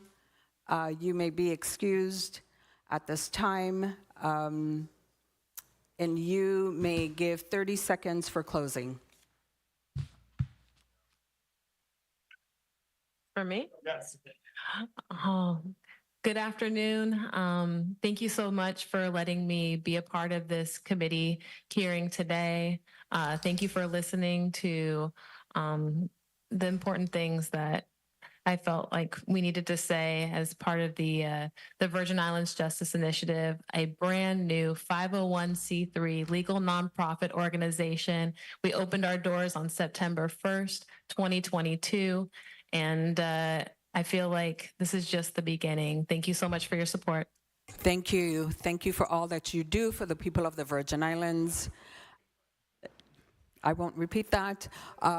With that being said, the Committee on Rules and Judiciary having no further business, I want to say first, before that, I want to thank the stenographers, legal staff, media, everyone, colleagues who have made this committee meeting a successful meeting today. To the people of the Virgin Islands, God bless the Virgin Islands. Thank you, colleagues. And adjourned.